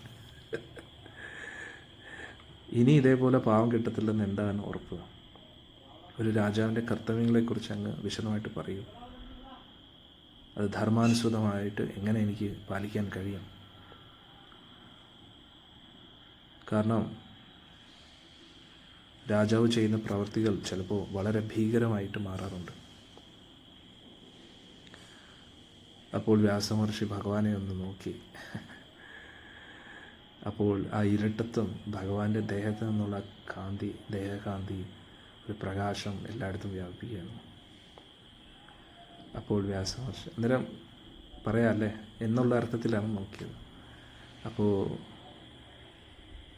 വ്യാസമഹർഷി യുധിഷ്ഠിരനോട് പറഞ്ഞു, ധർമ്മത്തെക്കുറിച്ചും രാജാവിൻ്റെ കർത്തവ്യങ്ങളെക്കുറിച്ചും കേൾക്കണമെങ്കിൽ നീ ഭീഷ്മരോട് തന്നെ ചോദിക്കണം. അദ്ദേഹത്തെ പോലെ ജ്ഞാനിയായിട്ട് വേറെ ആരും ഈ ലോകത്തിലില്ല. സാക്ഷാൽ ബൃഹസ്പതി തന്നെയാണ് അദ്ദേഹത്തിന് അറിവുകൾ നൽകിയിരിക്കുന്നത്. വസിഷ്ഠ ഋഷിയും ചവന ഋഷിയും ഇവരിൽ നിന്നെല്ലാം ഭീഷ്മർക്ക് അറിവ് ലഭിച്ചിട്ടുണ്ട്. സനത്കുമാര ഋഷിയിൽ നിന്നും, മാർക്കണ്ഡേയ ഋഷിയിൽ നിന്നും, പരശുരാമ ഋഷിയിൽ നിന്നും, ദേവേന്ദ്രനിൽ നിന്നും പോലും അറിവുകൾ കിട്ടിയിട്ടുണ്ട്. അതുകൊണ്ട് നിൻ്റെ എല്ലാ സംശയങ്ങളും അതിലൂടെ ദൂരമാകും. യുദ്ധകളത്തിൽ ഭീഷ്മർ കിടക്കുന്ന ആ സ്ഥലത്തേക്ക് പോകൂ. കാരണം ആള് ശരീരം ഉപേക്ഷിക്കേണ്ട സമയമായിരിക്കാം. ഭീഷ്മരുടെ പേര് കേട്ടതും യുധിഷ്ഠിരൻ കൂടുതൽ ദുഃഖത്തിലാവുകയാണ്. വീണ്ടും കണ്ണീരൊഴുകാൻ തുടങ്ങി. ഞാൻ എങ്ങനെയാണ് പിതാമഹനെ കാണുക? ഞാൻ ഇത്രയും പേരെ കൊന്നതിന് ശേഷം എങ്ങനെ പോകാനാണ്? ഭഗവാൻ കൃഷ്ണൻ യുധിഷ്ഠിരനെ തോളത്ത് കൈവച്ചു. എന്നിട്ട് പറഞ്ഞു, ദുഃഖിക്കരുത് യുധിഷ്ഠിര. വ്യാസമഹർഷി പറഞ്ഞത് തന്നെ അങ്ങ് ചെയ്യൂ. എത്രയും പെട്ടെന്ന് ഭീഷ്മരുടെ അടുത്ത് പോകൂ. എന്നിട്ട് കർത്തവ്യങ്ങളെക്കുറിച്ച് കേൾക്കൂ. അങ്ങയുടെ സംശയങ്ങളെല്ലാം ശ്രേഷ്ഠനായിട്ടുള്ള മഹാത്മാവ് ദൂരീകരിക്കും. അതിനുശേഷം ബ്രാഹ്മണരെ എല്ലാം സന്തോഷിപ്പിച്ചുകൊണ്ട് അങ്ങയുടെ സഹോദരങ്ങളുമായിട്ട് രാജകീയ പദവിയിലേക്ക് കയറാം. അങ്ങനെ രാത്രിയോളം ഈ ചർച്ചകൾ തുടർന്നുകൊണ്ടേയിരുന്നു. അപ്പോഴേക്കും സൂര്യൻ ഉദിക്കാറായി. ഇത് വ്യാസമഹർഷി പറഞ്ഞത് സ്വീകരിക്കാമെന്ന് യുധിഷ്ഠിരൻ തീരുമാനിച്ചു ഭീഷ്മരെ കാണാനായിട്ട്. അങ്ങ് പറയുന്ന പോലെ ആകട്ടെ എന്ന് പറഞ്ഞുകൊണ്ട്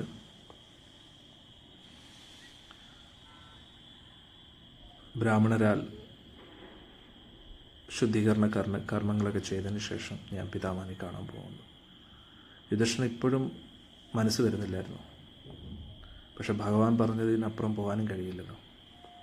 അതുകൊണ്ട് എന്തായാലും ചക്രവർത്തിയായിട്ട് സ്ഥാനം സ്വീകരിച്ചേ പറ്റൂ. പക്ഷെ അതിനു മുമ്പായിട്ട് ഭീഷ്മരിൽ നിന്ന് നിർദ്ദേശം കേൾക്കണം എന്ന് യുധിഷ്ഠിരൻ തീരുമാനിക്കുകയാണ്. യുധിഷ്ഠിരൻ എഴുന്നേറ്റു എന്ന് കണ്ടപ്പോൾ പാണ്ഡവർക്ക് വലിയ സമാധാനമായി.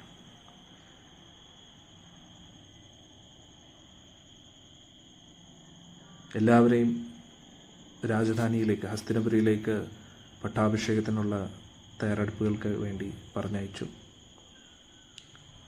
യുധിഷ്ഠിരൻ ഭഗവാൻ കൃഷ്ണനുമായിട്ട് ചേർന്ന് മറ്റ് സഹോദരങ്ങളുമായിട്ട് ഹസ്തിനപുരിയിലേക്ക് യാത്ര ആരംഭിക്കുകയാണ്.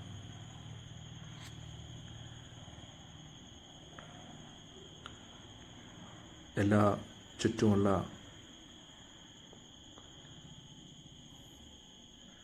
പല പല സേവകരും സ്തുതിക്കാൻ തുടങ്ങുകയാണ് പാണ്ഡവരെ. ഭീമസേനൻ സാരഥ്യം വഹിക്കുകയാണ്. അർജുനൻ കുട പിടിക്കുകയാണ്.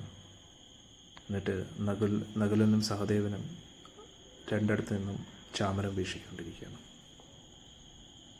യുധിഷ്ഠിരൻ ധൃതരാഷ്ട്രരെ ആ ഘോഷയാത്രയുടെ ഏറ്റവും മുന്നിൽ നിർത്തുകയാണ്. ഗാന്ധാരിയോടൊത്ത് ഒരു സ്വർണ്ണരഥത്തിലിരിക്കുകയാണ്. തൊട്ടു പുറകിലായിട്ട് യുധിഷ്ഠിരൻ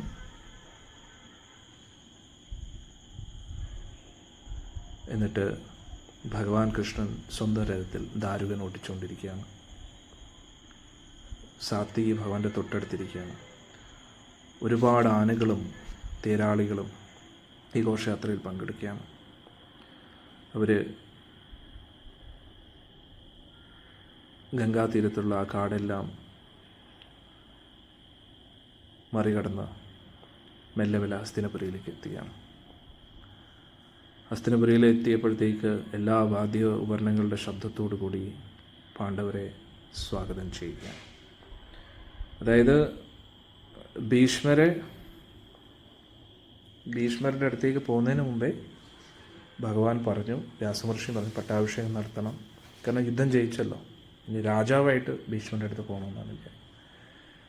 അങ്ങനെ ഒരുപാട് കാര്യങ്ങൾ നമുക്ക് ഇന്നത്തെ ഈ അധ്യായത്തിലൂടെ പഠിക്കാൻ കഴിഞ്ഞു അല്ലേ. എല്ലാവർക്കും സന്തോഷമായെന്ന് വിചാരിക്കുന്നു. ഇനി നമുക്ക് അടുത്ത വീഡിയോയിൽ കാണാം. ഭീഷ്മർ കൊടുക്കുന്ന നിർദ്ദേശങ്ങൾ എന്താണ്, വളരെ സ്പെഷ്യലാണ്, എല്ലാവരും ശ്രദ്ധിച്ച് കേൾക്കണം. അടുത്ത വീഡിയോയിൽ നമുക്ക് കാണാം. ഹരേ കൃഷ്ണ.